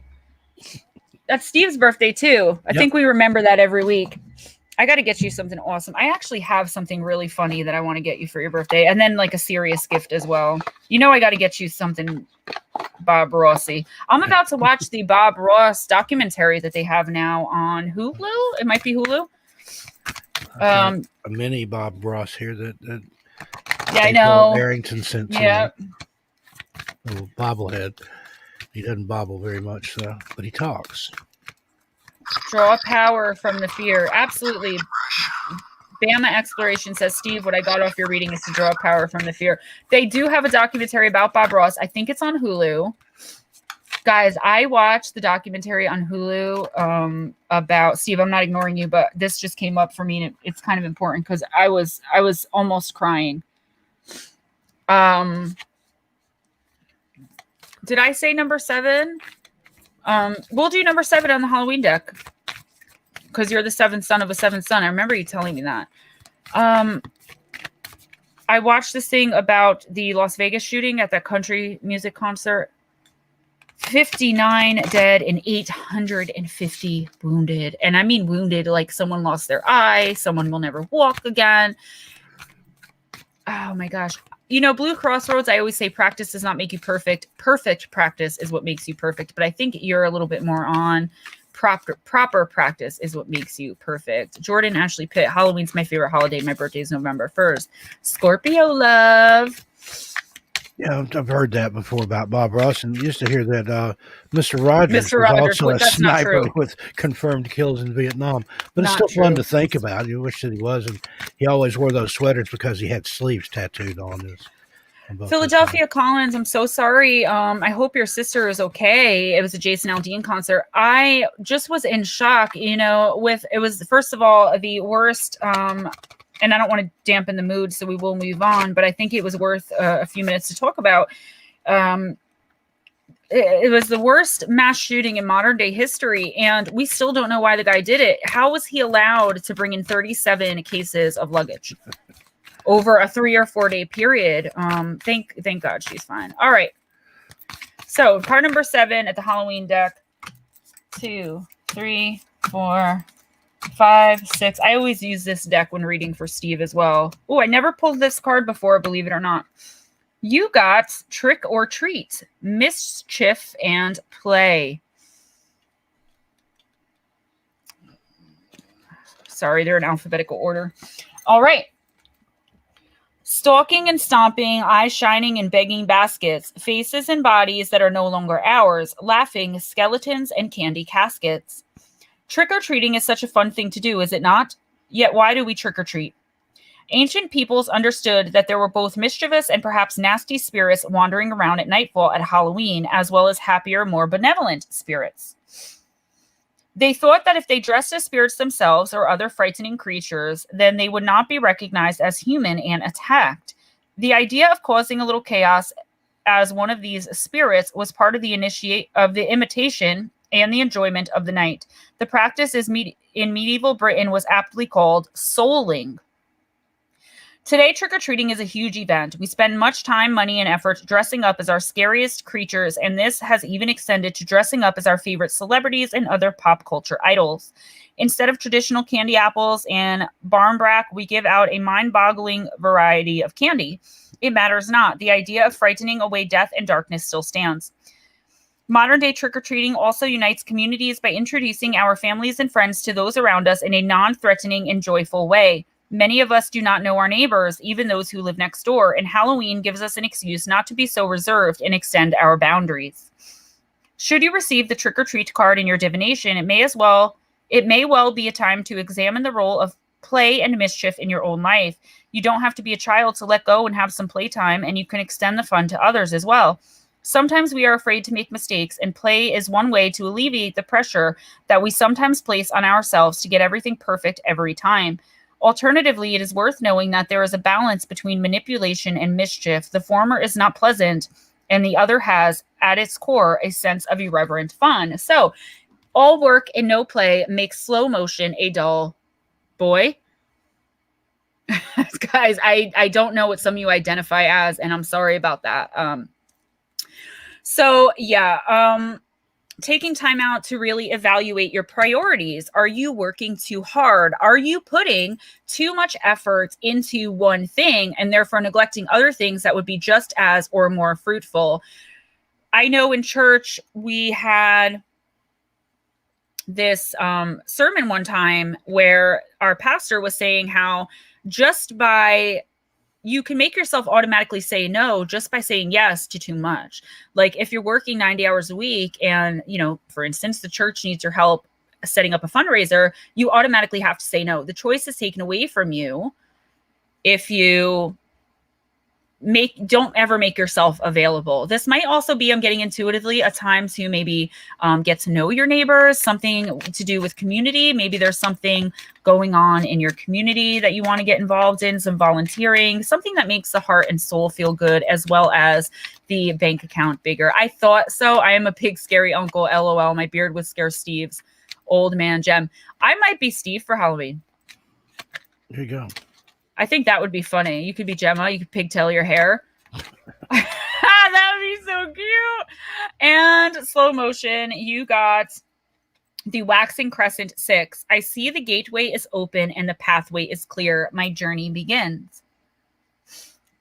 So taking a chance on something, nothing too serious. You know, I notice during my day when I'm so stressed out, and RJ will come in with his little voice and say, "Want to play?"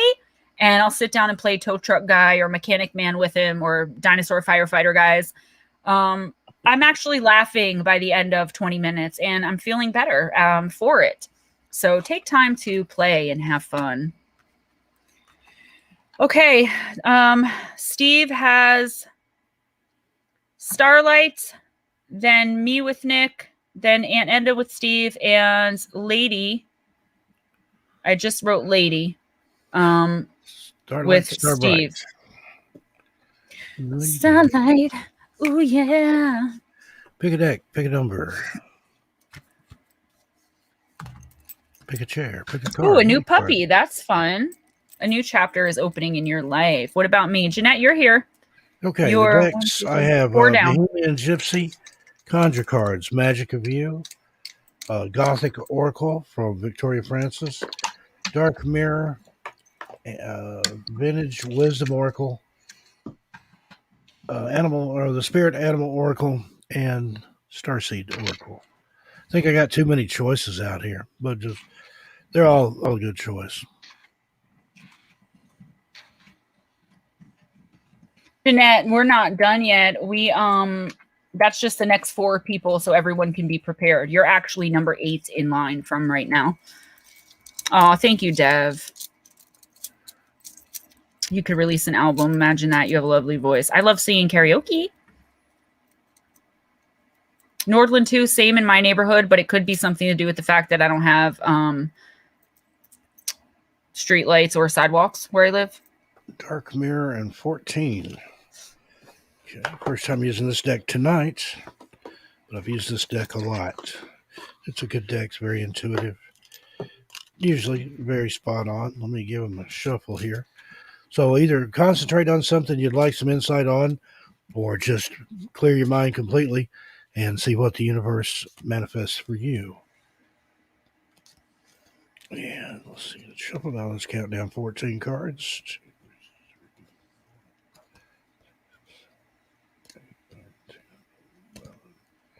12, 13, and the 14th card. Okay, got a good one here. Card number 2 out of the deck. The Temple of My Body. Let's see it there. It's got a little glare on it. The Temple of My Body. And let's see what the little booklet says. I haven't used these in a while, so I didn't have them memorized anyway, but light here. The reflection, self-reflection, introspection for this card. Sometimes I feel I am not worth enough. The visual seed, a succubus-like creature with claws resembling nails, holds a very thin silver chain, and the pendant on it appears like a crimson tear of blood. The sentence to reflect on: my body is the temple of my soul. It has no secrets from me. Going on a deeper dive here. This card is about the darkness in the body. Culture can make us take distance from what is our corporality. So many religions and customs, for instance, demonize sex in many different ways, lacing it with guilt as an assassin could lace food with poison. On the other side, we are collaborators in cheapening our body, hiding it, being shamed by it, selling it, giving it away for nothing. It happens when we accept an abusive relationship, when we refuse to respect the body of another, or more simply, when we do things like being too lazy to eat healthily. Our body is a temple. It cannot be defiled. We can take a shower, raise our chin, Feel proud. It is our body, ours. So there you go. That's you get one body. That's all you get. Take care of it. Take good care of yourself. Don't let anything stand in the way of you, and you being all that you could be.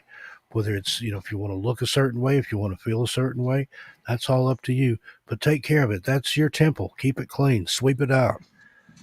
Hopefully that means something to you there. Maybe you're thinking about going on a diet. Maybe you eat too little. There are people, believe it or not, that have the problem of being too thin. I would never ever know about that, but I was one of those for up until about a year and a half ago. I was one of those people. I would eat entire pizzas followed by burgers, and I could not gain weight. And people would be like, "Oh, she's anorexic. Oh, look at her." And I couldn't help it. It was just how my body was. And then once I hit like 35, it was like, "Nope, you're going to gain weight now." Turned way down. But just whatever you need to do to make your temple the place that you want it to be, the place that you want to worship in. I don't mean worship yourself, but that's your body. That's your temple. That's where you start. That's where everything within you dwells inside that temple. Your meat suit, if you want to call it that. Yeah. The outward, you ever heard it called it? That doesn't sound very, very appealing, but that's the outer part that other people see. The inner part is where all the magic happens. So take care of yourself. Do what you need to do to make you happy, and do it for you. Don't worry anything about what anybody else thinks ever. You do you, you please you, and you can never go wrong. All right. I hope you take something away from that. Thank you for letting me read for you. All right, Nikki. I chose the Fairy Forest, and I'm going to pick number 10.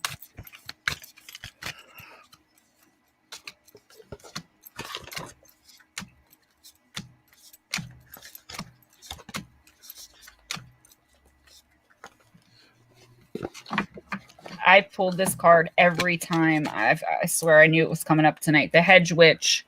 I memorized it already. The Hedge Witch is card number 5, and she says, herb wisdom, secrets, and hidden love. Oh, let me find out, boy. All right. Ooh, number 4 is the shapeshifter. That looks interesting. You are being asked to consider herbal forms of healing, working with what is in between, effective and yet natural, available and yet still hardly acknowledged. Changing the foods you eat to include more greens and herbs to boost energy and health, and begin to pay very serious attention to the quality of the foods you eat, again, with a very close focus on the world of herbs and plants. You've been eating a lot of fast food because you're in between moves right now. You can at this time adjust the way you eat and find essential oil blends which assist you with sleeping, with becoming calm, with dissipating anger, increasing self-love, and deepening your wisdom. Explore growing your own flowers, vegetables, and herbs. When you begin to consider the truth that what you ingest becomes the very molecules of your body, and you may decide at this time to reduce additive sugar, GMOs, and various forms of meat too. So weird this card came up right after that one. Yeah, one card following another. Yeah, you now begin a journey into health and well-being, and eat what is good and wholesome for you. The Hedge Witch is the messenger guiding you to this new path of nourishment and well-being through the plant world.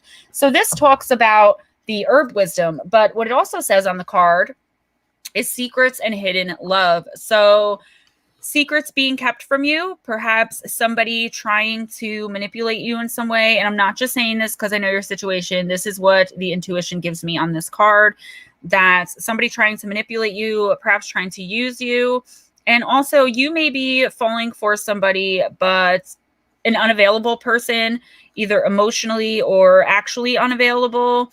The card says to start loving yourself more, to do something, take time out for yourself. Like I told someone else today, 15 minutes a day to do something that you like, even if it's reading a book. Read the book for 10 to 15 minutes, however much you can read, to do something for yourself. And in time, you're going to love yourself more, and you're not going to, I'm not saying you do care, but maybe if you're caring too much about being with someone or being alone, or worrying too much about your romantic future or your future in general,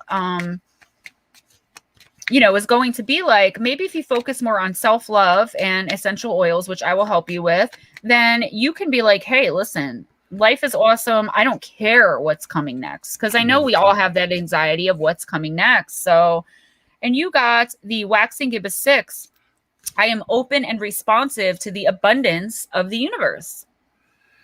And I feel like somebody needs to hear there are worse things than being alone. There are far, far worse things. I have finally come to be like, listen, me and my little boy, and I'm good. I've got so many close friends.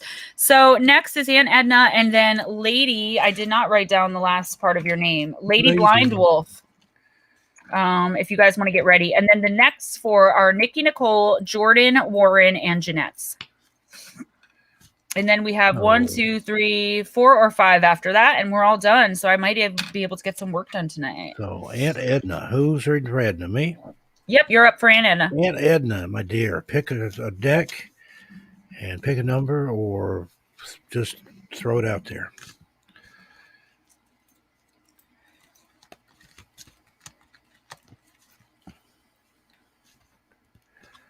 Bama Explorations is banned from Pizza Hut and Taco Bell. Do we even want to ask why? Debbie, yes, you are, babe. I got everyone who wanted a reading. Trust me. There's the next 4 that I said after Miss Lady, Blind Wolf, and then 1, 2, 3, 4 more after that. So if you haven't been called yet, you're one of those 4. Okay, I'm assuming by dark deck you mean the dark mirror deck. So I've also got a dark goddess deck. But I feel like the dark mirror deck is the one that would be for you. What flavor are you drinking, Gemma? Well, I gotta say, the cucumber lime, the ginseng, the ashwagandha, awesome. This one's okay, strawberry blackberry, but I found watermelon mint. I found watermelon mint, and it is my absolute favorite. And of course, as soon as I found it, both ShopRites near my house and the Quick Check ran out of it. Yeah. That is the best ever water ever. I mean, it beats the cucumber lime. Nick Y, absolutely. Have a good night, and I'll speak to you in the morning. I ordered so good. a dozen of the cucumber lime, and the Instacart guy's like, well, they don't have it. And I'm just, okay, give me something else. And he got me the strawberry or the watermelon mint, which I'd never had before. I love it. So I've got 11 more of these out there. Oh, it's so good. I smoke in my vape when I can get the flavors. I always get watermelon mint too, for some reason. Anything with mint or lemonade I like, but or watermelon. You cut me right off because I was just about to say I found the watermelon mint. Ah, so good. The strawberry blackberry is okay, but it's not one of my favorites. I cannot stand the pineapple kiwi. I remember I told you guys I was like, there's something off about it. And I'm like, I can't tell what this tastes like. And RJ's like, Mommy, I want some. So I gave him some. And from the mouth of babes, he's like, ew, it tastes sour. And I was like, that's it. That's exactly what it tastes like. It tastes a little bit sour. But the cucumber lime's delicious. Like I said, the green tea, the ashwagandha, the ginseng, so good. But that watermelon mint is wow. The kiwi, the pineapple, it's a little too close in flavors. They don't complement each other. Right. It's not sweet or sour. It's like, But it the tastes cucumber, like you left your water sitting in the heat for like a month. The cucumber was the one that surprised me. I'm like, cucumber lime, ooh. Me too. It's really good. I love it. I actually reviewed it, and I'm going to review the watermelon mint this month. Okay, listen. Did you say a card, Edna? That's why I said you. She said you pick dark deck, and tonight it's 9. Well, I did. Out of the several dark decks that I have, I picked a dark mirror, and let's get card number 9 for you there. 1, 2, 3, 4, 5, 6, 7. And you got Alone in the World. There you go. Card number 6 out of the deck. I think somebody got this one a couple weeks ago. It might have even been you. So, you picked card number 9, and you turn that 6 upside down, and it's a 9 reversed. Aha. Let's see. I don't know that means anything. Sometimes, if cards come out of the deck upside down, you can read them as a reverse. But anyway, that's the 6 and the 9 matching up there. That's good. That's a bit of numerology there. But so far the cards have been really good, and it seems like a lot of the readings that everybody's getting stuff out of. I know you said you were getting something from every reading, and even the ones that weren't for you. And I turned to 9 instead of 6. Okay, 6. Alone in the World. In solitude I stand. In solitude I may shine. The visual there, under the morning light, in a closed and silent court, paved with stones, laced by trees, A beautiful woman sits naked on a precious bench. Many blankets or drapes are around for her in colors red and white, like discarded wings. The sentence to reflect on: I made my home a cloister, my heart a chalice for the fairest breeze, and yet I stand alone. Now, to take a dark, deep dive on that, waiting for something to come back. When we parted ways, we promised to each other, I will wait for you and I will come back. We may have used different words like, it's just for a few months, or a sharper pen like, I don't need you anymore. Still, we are waiting. Mind has lost hope, body has lost memory, but our heart is still incomplete. It is shrined into a blessed feeling of longing and desire, innocence and hope, but it's also entombed into a well of solitude and distance. It built walls to stall the passage of time, and the walls kept our everything, kept out everything. Will the prince come, or has the world gone silent while we waited? Waiting is a transition. It has a beginning, and it has an end. Waiting is the night. Morning brings the sun of a new day. So if you have something in your past there, something that you've been waiting on, maybe somebody promised you something, somebody that you're carrying a torch for. Now, it doesn't necessarily have to be a lover, a boyfriend, or anything like that. It could be an estranged family member. I mean, I know family members that go years sometimes without speaking to one another because of one little misunderstanding or another. But whoever, whatever, it could be a thing. It doesn't even have to be a person. But there's something you've been waiting on, and I think it would be very liberating for you just to decide, I don't care if it does or doesn't come back, or if he or she never does show back up. I'm still me. I'm still going to be all that I can be. Take down those walls and build a bridge to somewhere else, and then burn that bridge behind you. But just move forward. You can still carry a torch somewhere, maybe in the deepest, darkest part of your heart, but that's not healthy after a while, especially when it becomes evident that it's not going to work out that way necessarily, or it may not work out right then. I've known people that carried a torch for a long time till they finally gave up, and it seems like the minute they gave up and thought, well, okay, I probably didn't need that in my life anyway, then that just sort of cleared the way for things to happen, and then it came to fruition. So it's surprising sometimes how life will teach you little lessons like that. So I think that speaks something to you and Edna. I'm sure it does. And just open up your heart and sweep out the corners a little bit.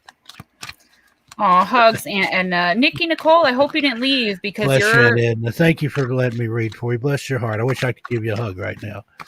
You're very close to coming up, girl. So when I said maybe I can get some work done tonight, that wasn't meant to be derogatory towards anyone. You guys I'm always in a rush. That's all I meant by that. So and I always say forgiveness does not have to equal reconciliation. The person you're forgiving doesn't even have to know that you're forgiving them because it's for you. Do you know what I mean? So you can love somebody and not like them. I've been in that situation. It's like, I love you, but I don't like you at all.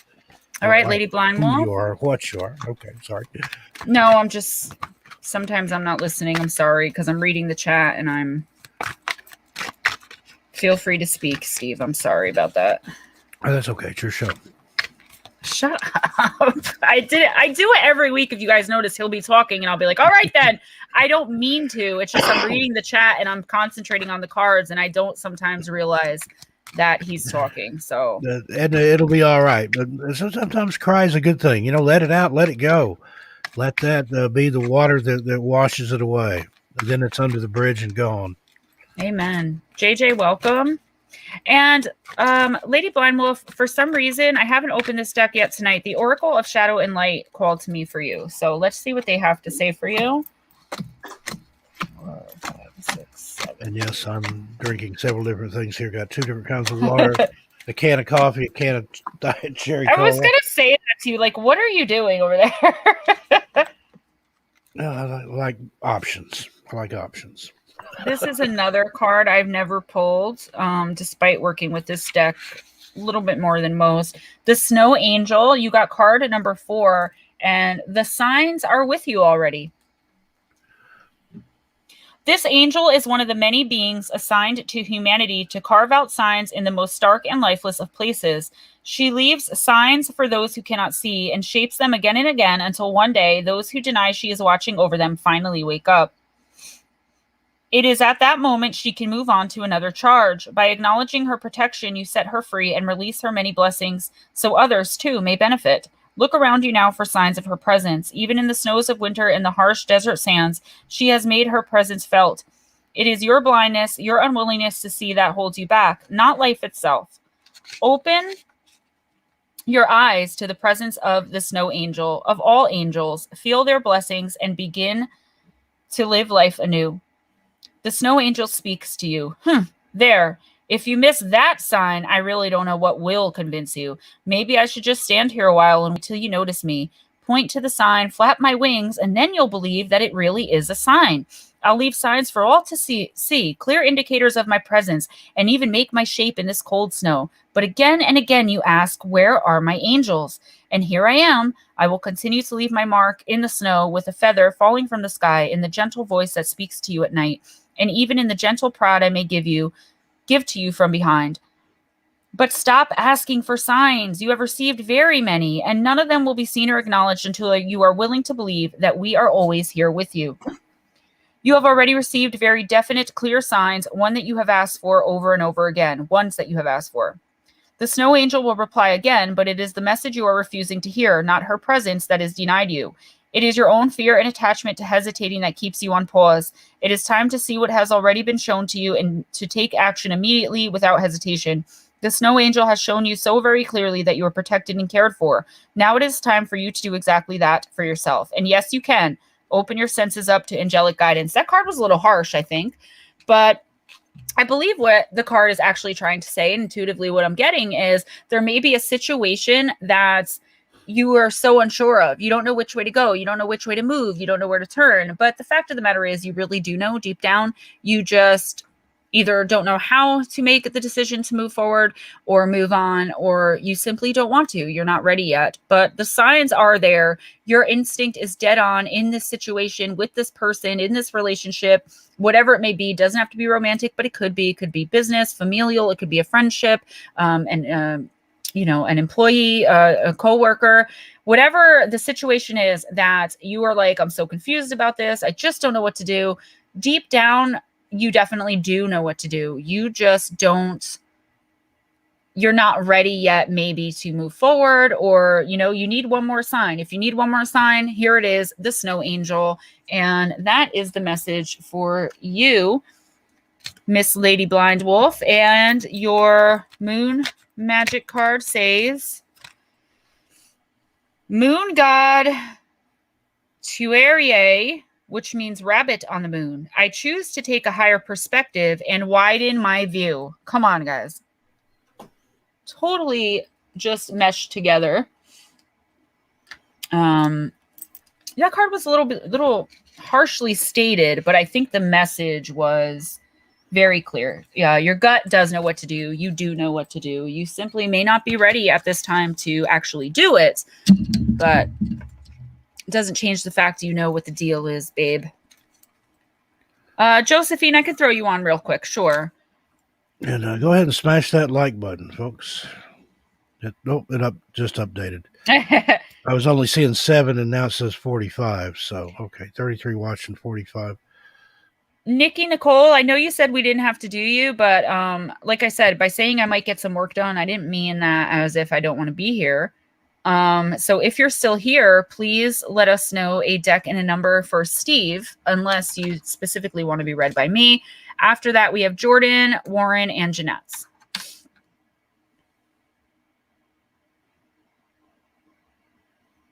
So who's up Bama, next? I agree. If we can't offer forgiveness, we can never expect forgiveness. Nikki is up next. Are you reading for Nikki?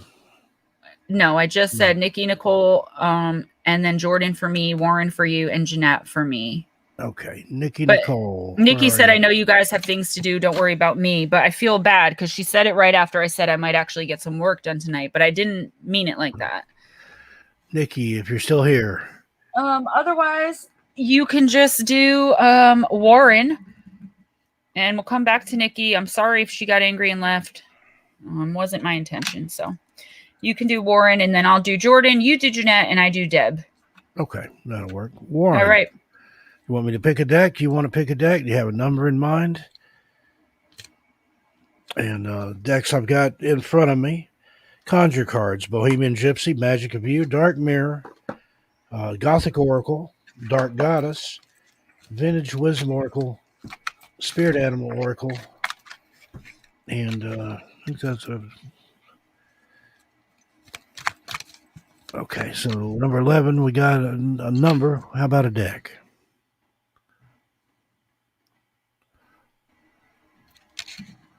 Or did I miss the deck?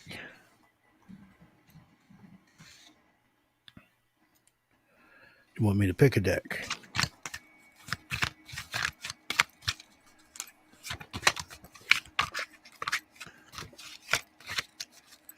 Let's do. Let's go with number 11. A minute ago, I noticed Deb said it was 11:11 in Australia, 11:11 Thursday morning. So that's good. A lot of 11s. That's an angel number. Black Dragon. Still do see 11:11s all the time. That's see it twice a day. That's exactly what I always say. Forgiveness is not for the other person; it's for you. The other person doesn't even have to know that you're forgiving them. I always see the 1, 2, 3, 4s all the time. When it's 12:34, both times a day, almost every single day, and I still make a wish. Okay, Mr. Warren, you got Surrender. One of my favorite songs by Cheap Trick. But let's see what the Surrender card holds in store. Let me find it here in the booklet real quick, and then I'll tip it up here and show it to you. Surrender. Surrender, but don't give yourself away. The Cheap Trick Tarot or Oracle. Surrender. That would be an interesting deck to do, like a rock music deck. Use lyrics from rock songs. Surrender. Melissa, you're on the list, girl. I don't know who's reading for you. I think at this point, Steve, but a lone woman stands motionless in a field of flowers, as if caught in a poignant moment of realization. A gentle breeze carried tiny seed heads upwards, and butterflies float from her open palm, like surrendered thoughts ascending to the heavenly realms. By drawing this card, the universe is highlighting possible resistance and attachments in need of your attention. You may have reached an impasse with a challenging predicament, or perhaps you're struggling to maintain control within a situation. If you're satisfied you can do no more, now is a good time to let go and surrender.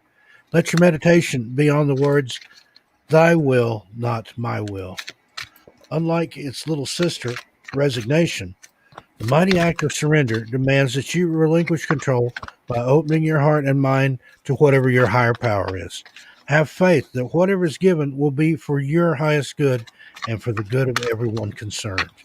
Butterflies are powerful symbols of transformation and renewal. Now is the time to embrace change, step bravely into the unknown, and surrender what you are for that which you would become. And that's a good way to put it in context there as a butterfly. What if the lowly caterpillar said, I don't want to surrender. I don't want to be anything else. I'm happy being a caterpillar, and didn't realize that how free it could be once it became a butterfly. Then it's beautiful. It's got wings. It can fly around and not have to crawl on its belly everywhere it goes. I think that's what happens sometimes, that until we realize that we have to let go of some things to get some stuff back, to get some stuff coming in. So however that speaks to you in whatever situation, it could be a relationship, it could be finances, and you let go, surrender. It's kind of like the serenity prayer there, realize the things that you can change and accept the things that you can't. But, surrender that power and see what happens. I think you'll get good results there. I think that's a good card for you. I'm sure that it resonates something within you. I'm feeling it.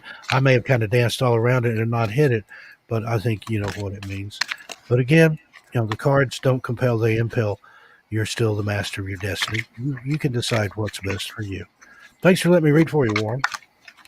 Melissa Wiggins, Gemma, I'm going to send you a photo of the finished project of what I'm going to send you Halloween decoration-wise. LOL, I added the purple band to the hat. Yeah, that would be awesome. I don't have my phone in front of me right now.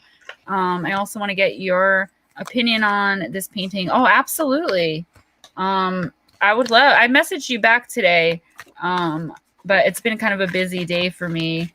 There's the 3 again. I don't know what that means. I definitely resonated with that card, actually. I was so content being a caterpillar. I wanted nothing to do with becoming a butterfly. Nothing, nothing, nothing. You could not force me until I was actually forced, and now I love being a butterfly. And though sometimes I wish I can go back to being a caterpillar, I know being a butterfly is where it's at. You're very welcome, Lady Blind Wolf. Thank you very much for letting me read for you. Thank you. My message was focused on a particular person. It was spot on. I do know what to do. Yep. I'm resonating with a lot of the cards tonight, you know. Okay, Miss Jordan, you said number 11 in any deck. So I'm going to stick with the Oracle of Shadows and Lights. 4, 5, 6, 7, 8, 9, 10, 11. And this is the other side of the cards, by the way. And you Jeanette, we are awesome, but you guys are awesome too. We're all awesome together. That's what makes this work every week. The Lantern Fairy, card number 24. Your message is a clear solution. This sweet fairy is showing you a way through a barrier you have reached in your life. This may be in an area of your life, but it does feel that you have come up against a very solid obstacle. This gentle fairy with her bright lantern can take you to a place in this wall that has already come down, so you can move through this obstacle without force or fear. Your only requirement is to trust this fairy and then to take down several bricks after you have moved through, so the wall between this world and the next, your love and your life, becomes slowly less and less solid. The wall is coming down. This is the fairy's role, to help you move beyond the wall. Trust her. She will guide you. The Lantern Fairy speaks. Sometimes people say you should be cautious about where information is coming from, and that is indeed true. I am simply holding up the lantern I carry and gently letting you see the likely outcome of the decisions you are making and offering a clear solution to the problem at hand. Something has come to an end. I just made that weird snarfling noise with my nose. A true end, and you have, as they say, hit the wall. You could try digging under it or climbing over it, or you could try taking down the wall brick by brick. But if you follow me, I can show you a place where the wall has already come down and where you can move through this obstacle without much pain. Do not think it is cheating. There have been others who have come this way, and while you can tread the path the way you wish, I can help you make the breakthrough, find the passageway you are looking for. My guidance is safe, clear, and gentle. I am not here to send you in a false direction. I am here to clear the way and light the path. It is up to you whether you make it harder than it needs to be. I'll show you the way. Trust me. A way through a life challenge will present itself. Stubborn thinking can be changed. Old patterns are being removed little by little, but will need trust. Old shielding against certain energies needs to be replaced and reworked as it is no longer in line with what you wish for, and in fact may be proving to be a barrier which is keeping you isolated instead of protected. Trust where the light leads you. Go where you can feel true love, kindness, and freedom. Avoid all that comes from anger, hatred, judgment, blame, and ridicule. And I think this is not only about putting up barriers so other people can't hurt us, but you know, when you put up those barriers, you also can't get to the other people. It also blocks your lights and your love and yourself from reaching other people. So you can either follow the light, follow your intuition and your instinct, knowing we always know that we know, right? Knowing that we know the right way. Or we can try and climb over the wall, which is an obstacle, or dig under it, which is messy and dirty, or we can just go through. And while we go through, why not take a few more pieces with us? I feel like the universe is telling you to let someone in or people in to learn to trust again, little by little, brick by brick. But follow the path of the light and trust in the guidance that the universe is giving to you. Don't try to stay stuck where you are or stay stuck in your old ways, because the universe is going to force a change once again. And you're either going to be prepared for it, or it's going to catch you by surprise and totally, you know, knock you off guard here. Did you read for Jeanette? Not yet. Okay, so Jeanette, and then I'm going to read for Deb, and then Melissa with Steve, Grey Wolf with me, Rachel with Steve, and Josephine with me, and then we are done. And Bathsheba just walked in. Hey, Bathsheba, how you doing? Hey, Ban. And if you would like one, I could throw you on the end real quick, but I'm trying to finish by 10, so let's get rolling. Got 34 minutes. Let's see. Jeanette, my darling, pick a deck, pick a number. Pick your nose, pick your seat. He wants to know all of your decks again, please. Let's see. I've got a Bohemian Gypsy. I've got Conjure Cards, Dark Mirror, Magic of You, Gothic Oracle, Dark Goddess, Spirit Animal Oracle, Vintage Wisdom Oracle, and Starseed Oracle. Any of those sound like a good time? Oh, wait, I forgot Jordan's moon card. Sorry about that. You got, I know my shadow side, and I work to willingly transform aspects of it. The moon goddess Hecate, my favorite goddess. Okay. Dark Goddess 45. Dark Goddess. Let's see what Dark Goddess has in store for you. This is such a beautiful deck. Night, Dev. The back of the cards, and then the sides are covered in like a silver, almost like a gilded edge, but it's silver instead of gold. Very shiny, very pretty. And a big deck, too. A lot of cards in here. Let me give them a shuffle. So concentrate on something you need some enlightenment on, and or just free your mind and see what the universe manifests and offers you in its wake.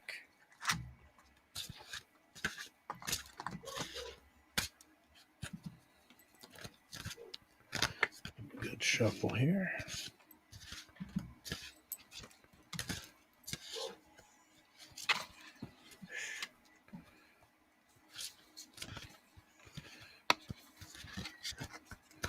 And let's count through here and find the 45th card.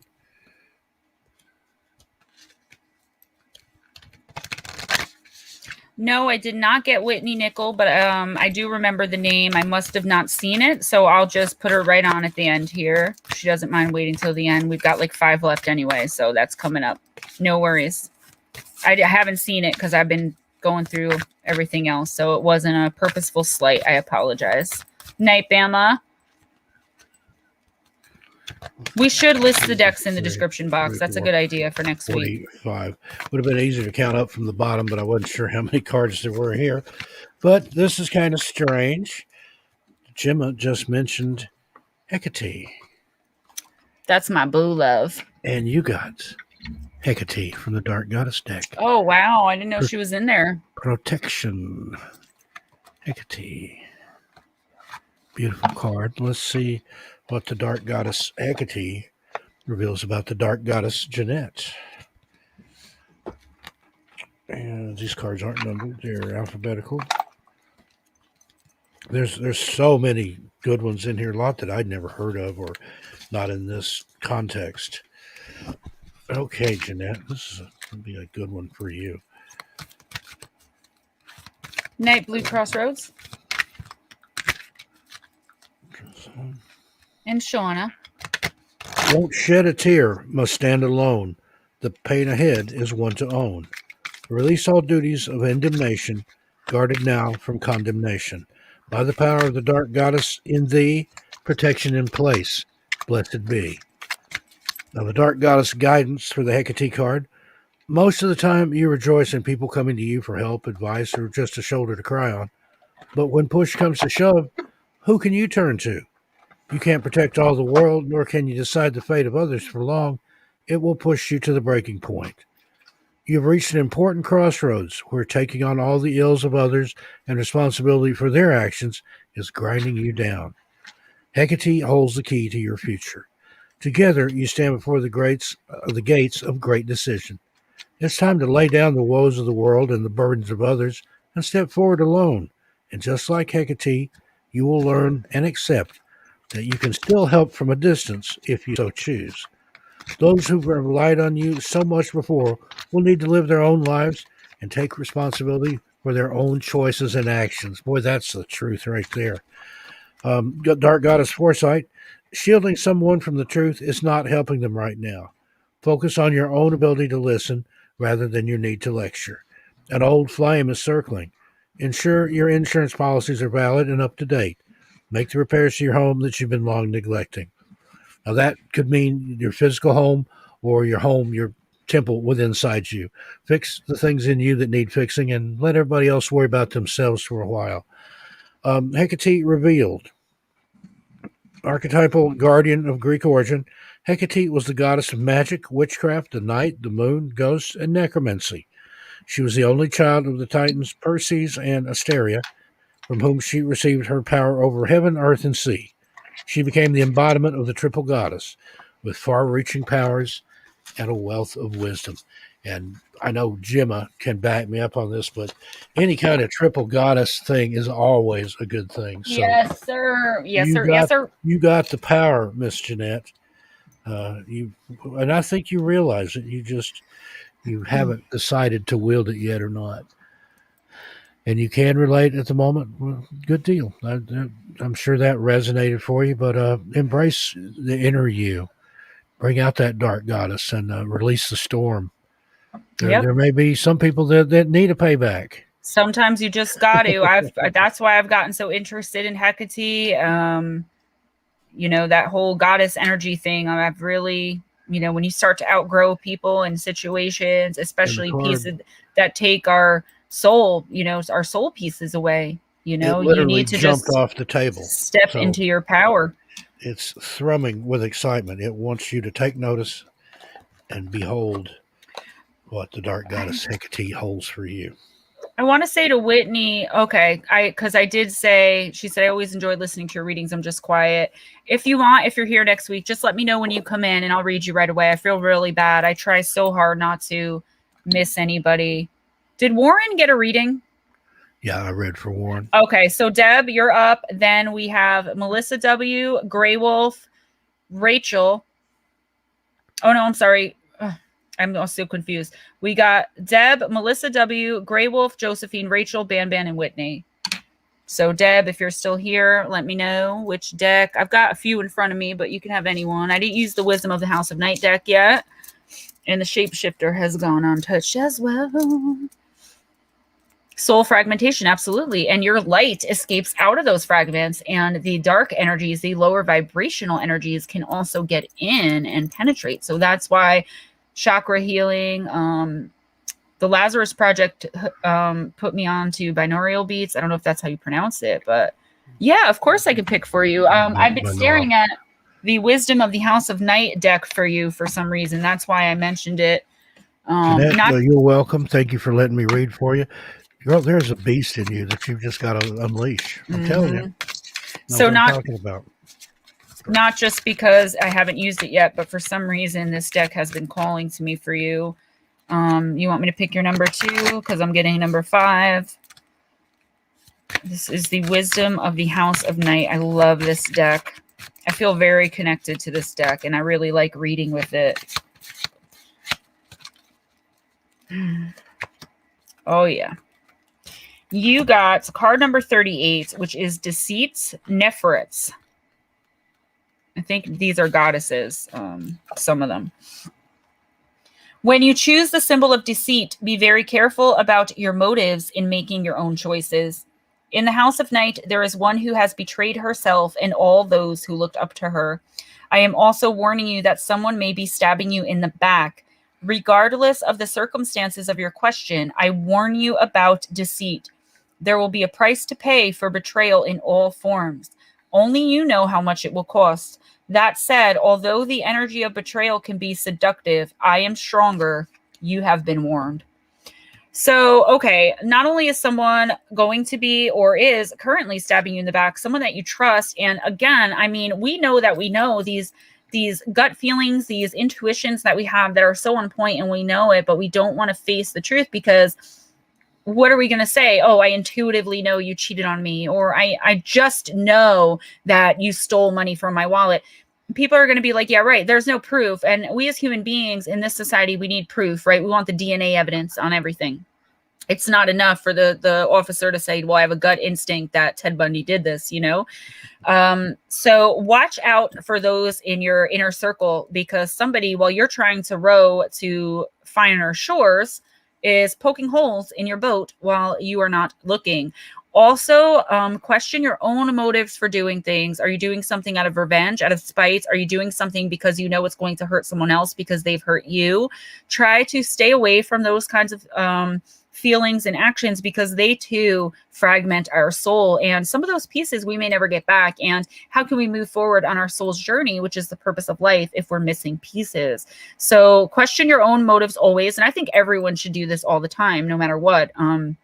Question your motivations for doing things, but mainly someone in your circle is not for you, girl. So you really need to, if you don't already know who it is, if you have a gut instinct that somebody is working, against you, they are.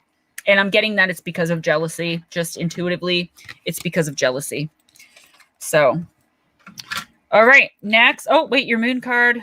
It's because I have my mic set up different and it's blocking the moon cards. I can guide and lead others wisely and with love. The moon goddess Hina. See that? Wise and with love. Those should always be our motives and our intentions. All right. I have the order a little messed up here. So, Steve, you're reading for Melissa. I'm reading for Grey Wolf. Steve for Josephine. Me for Rachel. Steve for Ban Ban. And me for Whitney. Okay, Melissa Wiggins. Pick a deck and a number, or let me pick for you, however you feel moved. I hope you're still here with us. I haven't seen you in the chat much. Yeah, I don't know. I just saw her though. She was telling me about your. Yeah, she's working on a painting for me. It's awesome. This is spot on. I know who it is. Perfect. Thank you so much, Gemma. I need to see her this. You are amazing. Thank you. And it's the universe. Thank you for allowing me to read for you. Anytime, guys. Anytime. Melissa, I'm going to give you another minute. I'm not going to skip over you for good, but we may have to just come back to you to just move forward. Because I know you're a little busy in and out. So we'll move on. I guess, Steve, you could read for Miss Grey Wolf. Unless... doesn't matter to us. So Grey Wolf would be next. Lindsay, do you want me to read for you, or would you prefer Gemma? And if you want me, give me a deck and a number, or free choice. Hey, Blue. Glad you're still listening. I haven't seen Rachel either. So, guys, I'm going to call these names. If you're still here, just wave or something, or put it a Melissa W., Grey Wolf, Rachel Rodriguez, Josephine, Bathsheba, and Whitney Nickel. I know Ban Ban and Whitney are still here. So, Melissa, Grey Wolf, and Rachel, if you guys are still here. Okay, Grey Wolf is here. She said, yes, please, Steve. But free choice, free pick from me. Let's do, I feel like... Blue hair on. I feel like you need a little dark mirror. Yep, that would be the ashwagandha. Yes, I love it. She said dark mirror. That's amazing. I didn't see that. The minute I said dark mirror, I saw it pop up on the screen. I saw that too. Number 11. Number 11. Okay, this is going to be a good one for you. You can't shuffle the little book that comes with the cards. I picked up the deck and the book and was trying to shuffle. I'm like, nice. Something's not right here. This one really thick card with all the pages is getting in the way. Deb Ellers, yeah, it's called ashwagandha, lemon dandelion, smart water. It's really good. Okay, Rachel Rodriguez, I'm crossing you out because I haven't seen you and you're not answering me. If you come back in, I'll read you. No worries. So, Josephine, you're going to be up next, then Ban Ban and Whitney. 8, 9, 10, and 11 for you, Lindsay. You got hiding your true self. And that's number 40 or 14 out of the entire deck. I couldn't tell if it was 11 or 44 or what. It's kind of cloudy there, but it's actually 14. So number 11 was the 14th card out of the Dark Mirror deck. Let's go over to number 14.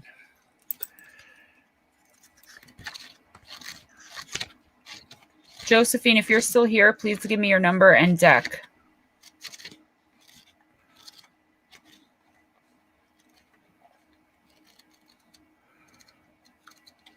Hiding your true self. Hiding is keeping things inside. Lack of trust becomes lack of hope, so there must be a limit. In the visual there, in the dazzling light, there's a hint of a door, like the door to Haman. Outside, draped in scarlet tunics, stand two women, one under the sign of the sun and the other beneath the sign of the moon. Reflect on this sentence. You could be in front of the mirror, or you could hide behind the mirror. yet you choose to be the mirror. Hiding is a survival instinct. Do what you want to be honest and truly be yourself. Do you want that? Very few people will accept you then. You are too complicated to be comfortable, too contradictory to be easy, too exceptional to be believed, too plain to be considered. You can be the sun, you can be the moon, you can be the door, you can be the road, you can be the butterfly and the brick. Perhaps the question is not if, but when. Sometimes real solitude is when there's not a right moment to be yourself and not the right person and neither the right way. Being yourself is like a moment at the spa. It is a massage for the soul, a purification process that brings in oxygen and turns away age and wear. It is bliss and pleasure. So the way I take that, just you hide your true self. You're worried that you're not good enough or that you're not doing things the right way or what will this person think or that person think. Don't do that. You're awesome just the way you are. You're a unique and very special individual. You already know these things in your heart of hearts, but embrace that and run with it. Uh, get out there. I know some of the things that you enjoy doing there. Uh, don't hide behind the mirror. Rocky Horror Picture Show. Don't dream it, be it, and just put on your best face and put it out there. Like I used to, be afraid to show myself. I didn't even like the way I sounded. And now there's two ways to look at it. Here's my face for the world to kiss, or my face for the world to see, or my ass for the world to kiss. And I'll say that it doesn't matter. Like me, don't like me. This is me. This is as real as it gets. I'm happy with Damn me. right, baby. I love Woo! what I do. Preach. You can like it, you can stay, or you can go, whatever. Don't matter to me. Whatever happens, my toes are still tapping. I Of course, always I told him want that. everybody to like me. I want people to. That's just human nature. But if you don't, it ain't the end of my world. It might be the end of yours, but Josephine, I got you. And just embrace that. It's very liberating. It's very freeing. Okay, hope that resonates with you, Lindsay. But anyone stick seen with what you're doing. You're on the right paranormal path there. Josephine Van Dam, Oracles of Shadow and Light, card number 7. Doing you. And let's see who's next here. We got. Let me read for you. Melissa Wiggins is back. Okay, so Melissa, you'll be next. 14 deck of my choice. 2, 3, 4, 5, 6, 7. Be kind. That was so nice. She was saying Gemma, Steve, and the tribe are becoming my favorite part of Wednesday night, I believe you said. Mm-hmm. Ooh, I never pulled this card before either. Card number 16. And what a beauty. I mean, they're all beautiful. They just get more and more every time. Angel de los Muertos. Transitions to the spirit realm. This compassionate, soulful, and most tender of angels has been assigned 2 tasks. The first is to gently collect and gather souls to take home, where they will rest for a while before incarnating again. The second is to remove the fear of death and carry away souls who are anticipating sweetness and relief, peace, and a deep, restful time before rebirth. The Angel de los Muertos does not obliterate identity at a soul level, but she certainly gently releases the soul from its body, allows the physical body to return to the earth, and invites the soul to rest for a while before choosing and getting advice from her on its next incarnation. Her role is to take the fear out of death, to help you see it as a transformation, an opportunity, and new life. She is tender and warm and epic. She is kind and compassionate, and her tears fall as she gathers souls. She can speak to earthbounds too, and encourages those whose work is done, whose time has come to come home for a while to rest as they deserve and the soul needs. She visits those who are left behind with memories and encourages communication and transformative support messages to come through. She knows there is a rainbow bridge between the worlds, and more than once a year, most especially on, I don't know how to pronounce Samhain except for how it's spelled, the old name for Halloween, All Saints Day, or on the anniversary of the passing of the loved one. She helps messages from the departed come through with wisdom and guidance for their children and friends who are still with the living. Her love is boundless, but she has laws that she works within. The Angel de los Muertos speaks.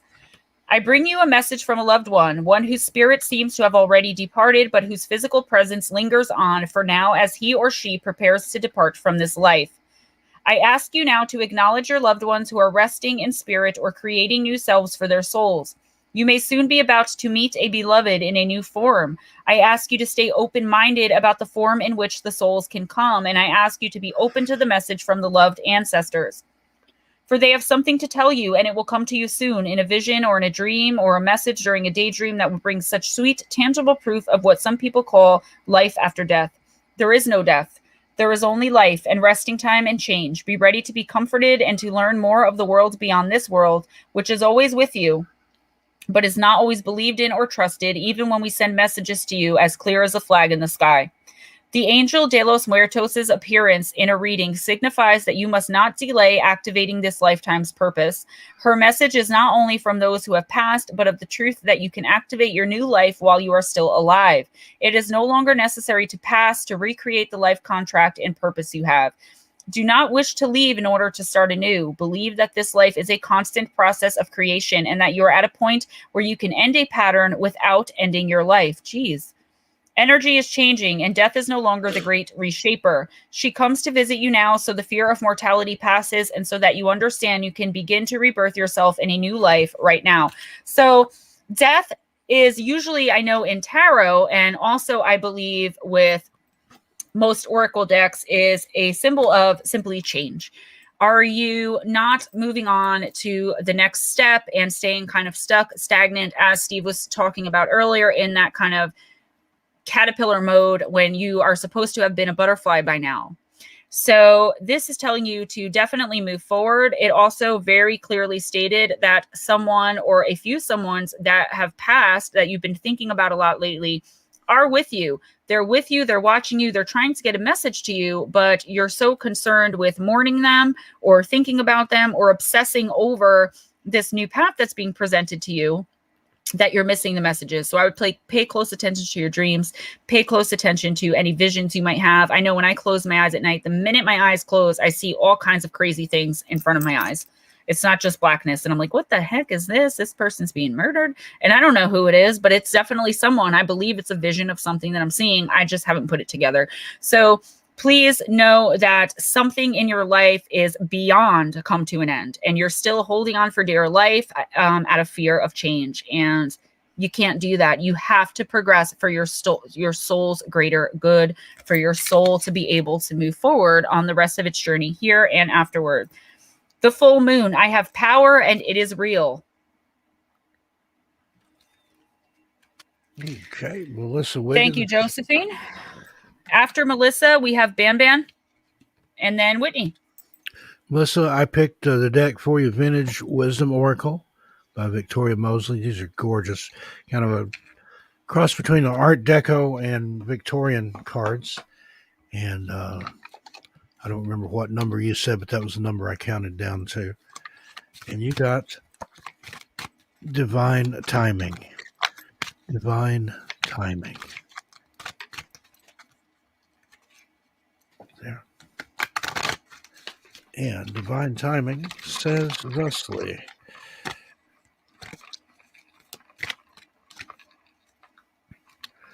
Portrayed on a fantasy landscape of clouds and falling stars, the mysterious hand of fate writes scripture into the ether, as if recording the karmic destiny of a soul's earthly sojourn.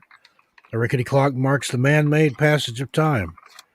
The swing of the heavy pendulum defines a world of opposites, night and day, before and after, spring and autumn, and the tick-tock of restrictions created by the constraints of worldly time. And remember, time is a man's invention. It's a concrete way to explain an abstract concept. An angel leans nonchalantly against the clock, awaiting her next assignment, while two dragonflies hover overhead. In shamanic cultures, the dragonfly is revered for many reasons. Drawn to lakes and flowing water, this powerful totem represents the unconscious mind and the realms of dreams. The appearance of the Divine Timing card invites you to align with your intuitive nature, while being patient and flexible. Things may happen in a different place than anticipated, or opportunities may spontaneously arise, so be ready for synchronous happenings, unexpected blessings, and sudden endings or beginnings. Divine timing may well gift you with a beautiful happening, but if progress seems thwarted by dead ends in spite of your own efforts, look heavenward for guidance. Have faith that your sincere efforts and intentions will be heard. Life doesn't always manifest in accordance to our will, but there are specific lessons that can only be learned precisely because of our frustrating delays or sudden changes thrown our way. And you never know when those lessons will come in useful. Take care to guard against blame or becoming the victim of circumstance. Cultivate your ears to hear inner prompts and your eyes to read the signs. Dreams and meditation can reveal valuable insights, which point toward the deeper truths behind recurring events and realign you with the rich, organic flow of divine timing. Divine providence always delivers what we need, and we need it for our highest good. The responsibility lies with each individual to adapt accordingly. Ask for the necessary understanding of why things are the way they are, and for any gifts or benefits hidden within the seeming disruption. If you wonder how divine timing plays a part in your life, reflect on how seemingly unplanned synchronicities, turn the page here,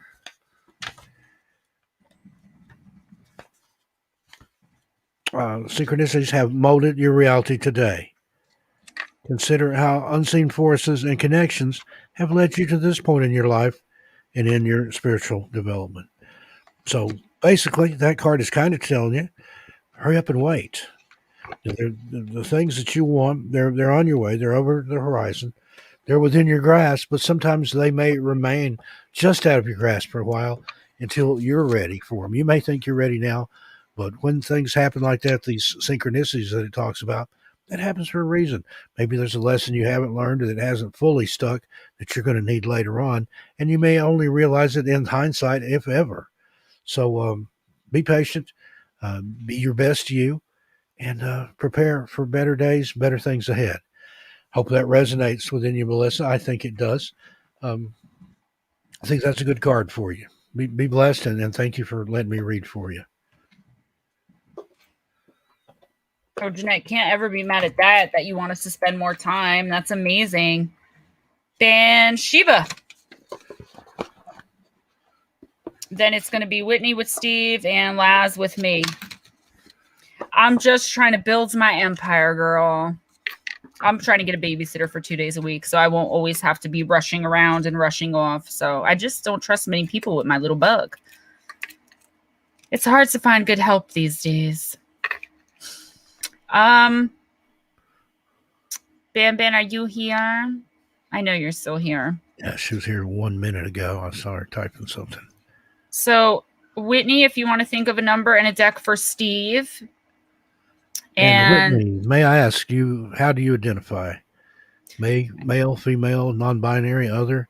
It's just, it helps me connect with your energy. If I kind of know what energy I'm connecting with, I know that may sound strange and antiquated, but that's the way it works for me. I can work better if I know how you identify. The Lazarus Project, you definitely just made my next merch shirt. Gempire. College, I swear. Yeah, Whitney's a female name, but I didn't want to say that because it sounds sexist. I've known you never know. Males named Whitney. Not as common as female Whitneys, but I've known both. So, Miss Whitney. Well, I'm actually forget that. Do you have something to say? Yeah, I was about to say 3 different things. That's the problem, is that I forgot everything that I was going to say. Gempire. I wasn't sure if you were reading for Whitney or if I was reading for Bathsheba, but I was reading for Bathsheba. And then Whitney. Okay, I'm sorry. I got very confused. And yes. I got ahead of myself. So it is Whitney's turn then. No, I'm reading for Bathsheba, then Whitney. That's why I said I didn't understand. But it's either way. I got confused. Whitney, while she's doing that, pick a deck and think of a number. Daryl, Steve would babysit for me, except he's in Oregon and I'm in New Jersey. He's going to have his babysitting days pretty soon with him and RJ. Believe me, you guys are going to be seeing a whole bunch of stuff on my Facebook. I'm going to teach him so many bad habits. Yeah, you're going to have to live with him too. So, joke's on you. All right. Go ask mommy. I love Steve. Ban. All right. You got the Fairy Forest and number 16.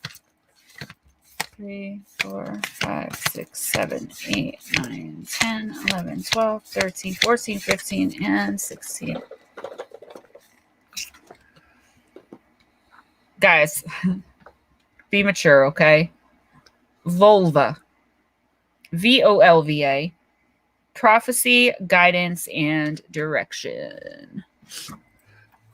Card number 33, actually. And she says, there are those who can see beyond the present moment, who can see the way the web is woven, and who can connect it to its strands and share with others the messages they long to hear. Such a one is the Volva, a witch, a seer, a woman who can see beyond the physical world. When she comes to you, you are being asked to connect to your own roots, symbolized by her staff, and you can connect deeply into the earth and begin to listen to the language of the world and to receive its messages. It is imperative that you honor her and her messages through respectful listening and by making space to act on the guidances given. The advice and magical guidance given through this card is feminine in its aspect, yet it is anything but stereotypical. It is strong and wild and fierce. There is a ruthless quality to the truth that will now come to you, but because of its clarity, there will be a great healing. You are also being asked to consider your own independence, to no longer give up your freedom simply to have relationships with people. The vulva is not celibate, but she never allows herself to be possessed by relationships. This, too, is your fate for a time. Hear now the voice of the vulva. Take up your staff, strike it to the earth, and listen for the messages to come forth. Wow. I'm just getting insane power coming from this card. Like, I feel tingling coming through my fingers into my arms, like the hair on the back of my neck stood up. Gempire state of mind. You guys are giving me so many ideas.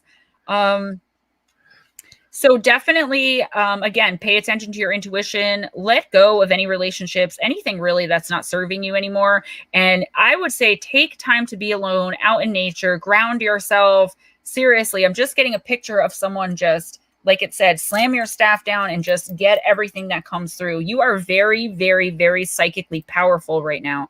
And you could basically, like we all can, manifest anything, but your power of manifestation is like tenfold right now. So Bam Bam, I would definitely try manifesting more good things into my life and get rid of anything and anyone who's no longer serving you, and do it like quickly and with not without thought for how someone else feels. But if someone's been treating you like crap, abusing you, misusing you, taking you for granted, taking advantage of you, toss them MFers to the curb, girl. And that's exactly what I'm getting. And your moon card. Go ahead. Beauty erases my vibration. I seek it out for healing and joy. Waxing gibbous 4. And Bam Bam, last week or whatever it was that I read for you last, there's some kind of dark energy about you. It's not yours, but it's trying to claim you. It's trying to overshadow you or something. There's something dark around you that needs to get gone. And you may not even be aware of it. I think you are. I think you're trying to figure out how to deal with it.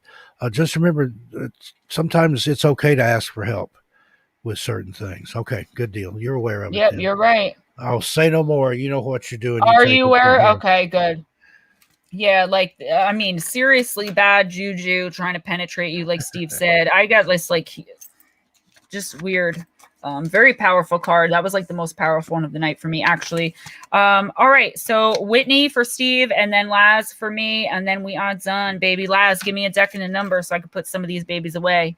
Okay, Blue Heron says her dog wouldn't stop barking today. She put on my voice and she fell asleep. Ha! Okay, Whitney, dear. I picked I wasn't really sure what deck to go with for you.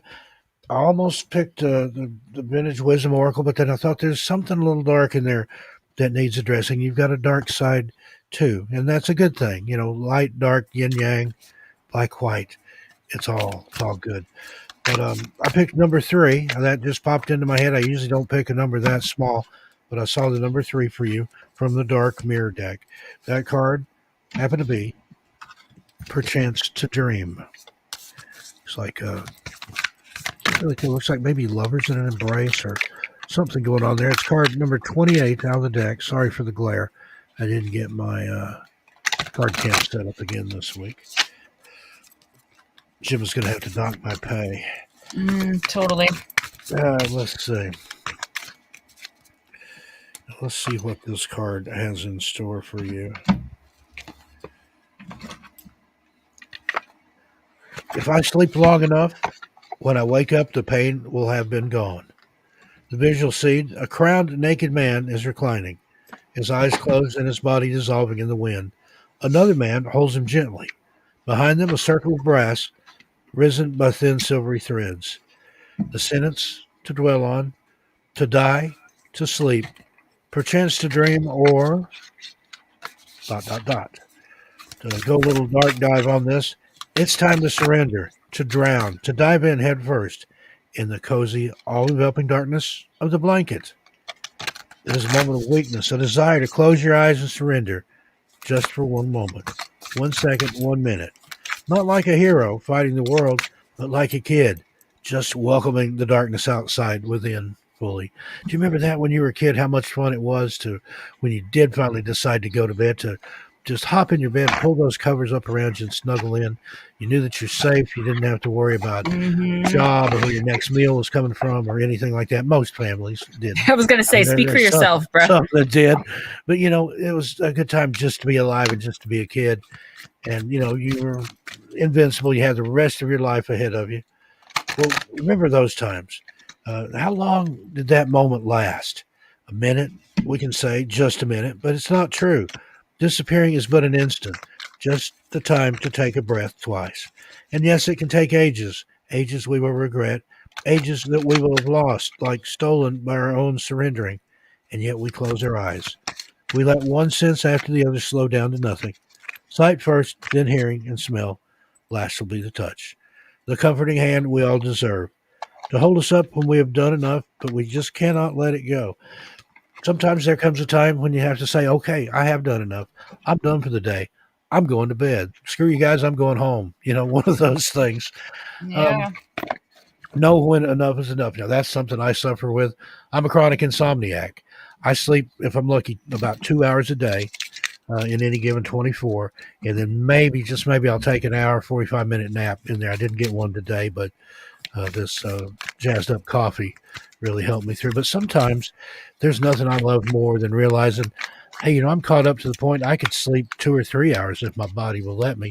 Well, that's not always the case. And usually I found that I'm in such a habit of getting so little sleep. If I sleep more than my given 2, maybe 3, I feel like hammered shit when I wake up. Pardon my French. But it's nice when you look at that bed and like, yeah, that's what I want to do. I want to lay down. And, unfortunately, I'm in a situation where I can do that. I can take a nap anytime, day, night, mid-morning, afternoon, whenever. I just prefer not to. I like to keep busy. But slow down sometimes. And I know sounds strange coming from me, but, everybody's different. Everybody's cosmology, your makeup, your metabolism, everything.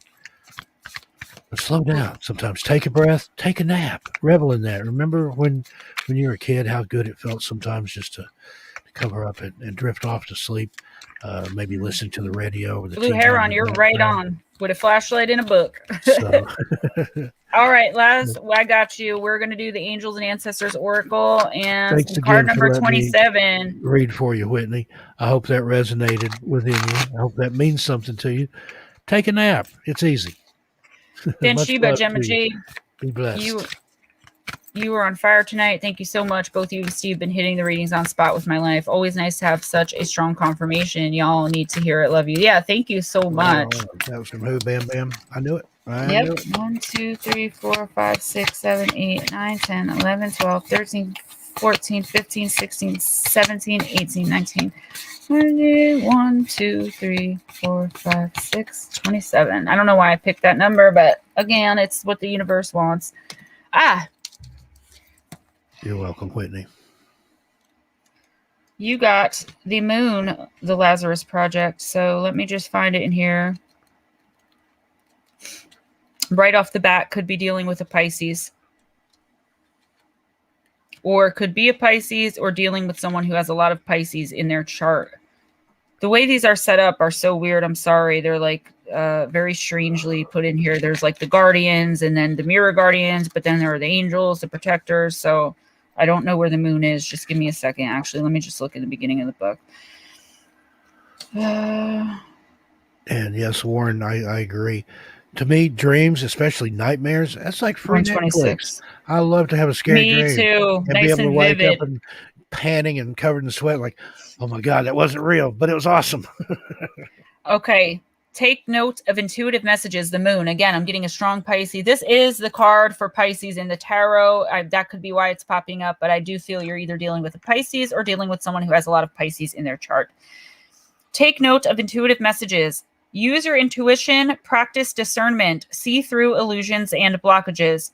The moon is strongly associated with the divine feminine and the energy of receiving. If the sun is God, the moon is goddess, and so she offers a powerful energy of polarity and balance. She has a cyclic energy and is therefore strongly connected to emotions, which often come and go in waves, and to somewhat interesting behavior. So when the moon appears in a reading, you are often being told that not everything is as it seems. There's a lot of backhanded tomfoolery and trickery in these readings tonight. Lots of backstabbers and horrible people in our lives. The moon has a dark side, just dark, not negative, and can show you what you've been kept in the dark about. Lunar energies are surrounding your life, allowing you to understand what is standing in your way. Not everything is as it seems, and you're being guided to use your discernment. When the moon appears, intuitive or psychic urges are increased, so take note of any feelings arising at this time. They are messages from your soul and angels. The moon shines her lights on all that has been kept in the dark, so ask yourself if you are avoiding anything or refusing to deal with something of importance. If so, it could be holding you in the shadows when your destiny is to be in the light.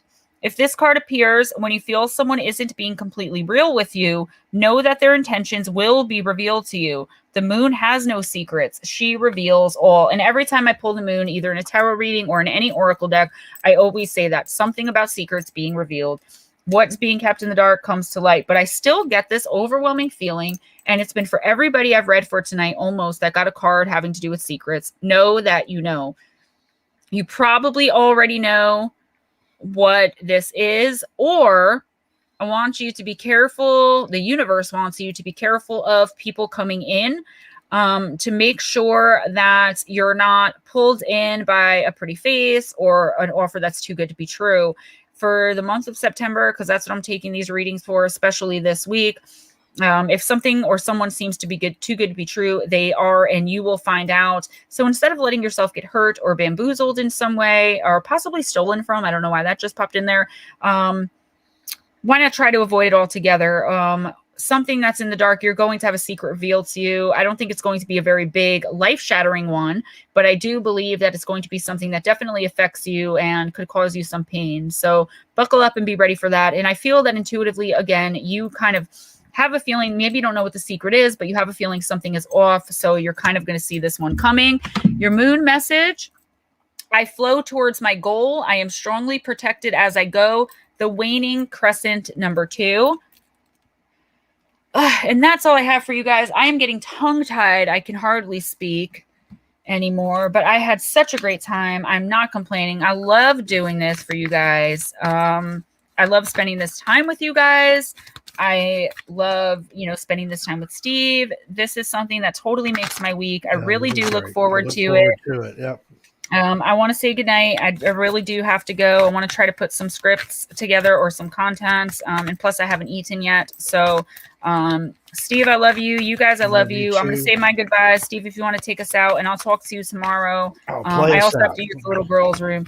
Everybody, thank you so much for being here. Be kind to each other, but also be kind to yourselves. Step into your power. Don't be afraid to say no. We've got to stop being so afraid to hurt not only others, but society's feelings. And that doesn't mean walk around being an a-hole or being selfish or self-centered, but we need to start putting ourselves first in certain situations. If you have 5 friends and you're the only one with the pickup truck, and every time one of them moves, they want you to move them, whether you want to or not, they don't care what you have going on. It's about them. And they don't even want to give you gas money or buy you a pizza. Yeah. They're not your friends. All right. That's what I'm talking about. Happen. Like, you can borrow my truck, but you can't borrow me. I've got plans. Yeah, and put some gas in it, leave a pizza on the back, I've back had seat. that, come back, bring my truck back dirty, full of trash. Same here. Yep. And sitting no on gas. empty. Yep. Hopefully, have to pray all the way to the gas station. Daryl, me too, up until very recently. Something inside of me just changed. And I really do owe it to you guys. I kind of stepped into my power. I realized that I deserved a lot better than I was getting in quite a few areas of my life. You still do. Thank you, baby. And you know what? I started doing my own thing, and I have things right now in my life, as bad as it seems to be sometimes for me, that I never in a million years thought that I would have for myself, especially 4 years ago when I was homeless and addicted and weighed 86 pounds. So you've come a long way, baby. So and so have you guys. And I love you. We've all come a long way together. I love that you guys are my family. And I'm going to shut up now because I'm going to cry my makeup off. And I also have to go pee really bad. So don't make me laugh. All right. Good night. Love you. Mwah. See you on Sunday. You could pee your makeup off. That'd be original. This dumb new eyebrow stuff, which I will be reviewing negatively this month. All right. Bye, guys. Mwah. Bye, Gemma. Thank you. Everybody take care. Deb, what? Deb, I do private readings. If you will email me your real first name, your birth date, where you were born, and if you have at the time you were born, but give me like at least a week to get back to you. All right. Good night, guys. Good night, everybody. Thanks for joining us. I will see you later tonight on Ghost Stories at Midnight on my other channel, 13 Past Midnight. Aw, bye-bye, Stevie. Thank you, Jeanette. You're so sweet. Come join us over there. Last night we did something a little different. We had some creepy science fiction stories. I listened in on a couple of those. I really enjoyed the one about the galactic wrestlers, the wrestlers from other planets. And that was some good stuff on there. We'll mix it up. Maybe we'll do something a little different tonight, or we might go back to the ghost stories I haven't picked yet. But see you there at midnight. And this will be, I believe, night 212, 14, something like that in a row. So enjoy doing that over there. Come and join us. We've got a good fellowship, good family over there. Yeah, I'm gonna switch the time up, Blue Heron, and start doing it early. I just haven't gotten around to that yet. It'll probably be after October because I've got so much going on. But coming up soon, it'll be earlier in the evening to take into consideration for the East Coast, or at least so many nights a week. Something we'll figure out something. But yes, I think it is 212 tonight. I don't want to say, but it's over the 200s. I think it's more like 215 or something like that. But I'll see everybody there tonight. And, of course, always on Missing Persons and Mysteries. Come and join us over there. We're about to hit 110,000 subscribers. Thanks, all you lovely people. If you're not subscribed over there, please come do that. It's what makes us able to do all this and all the other things that we do. That's kind of what have to do to get to do the things we want to do. I mean, I love that too, don't get me wrong, but it's nice to have some pet projects and things too, and do some things just out of pure enjoyment. But everything I do, none of it's like a job. Okay, I'll shut up now before Gemma pees her kilt. You guys have a good evening, a good morning, good whatever it is, wherever you are. I'm Steve Stockton, and I'll talk to you next time. See you just a little farther down the trail, folks. Good night. Night, Jim. Good night, love. Bye-bye.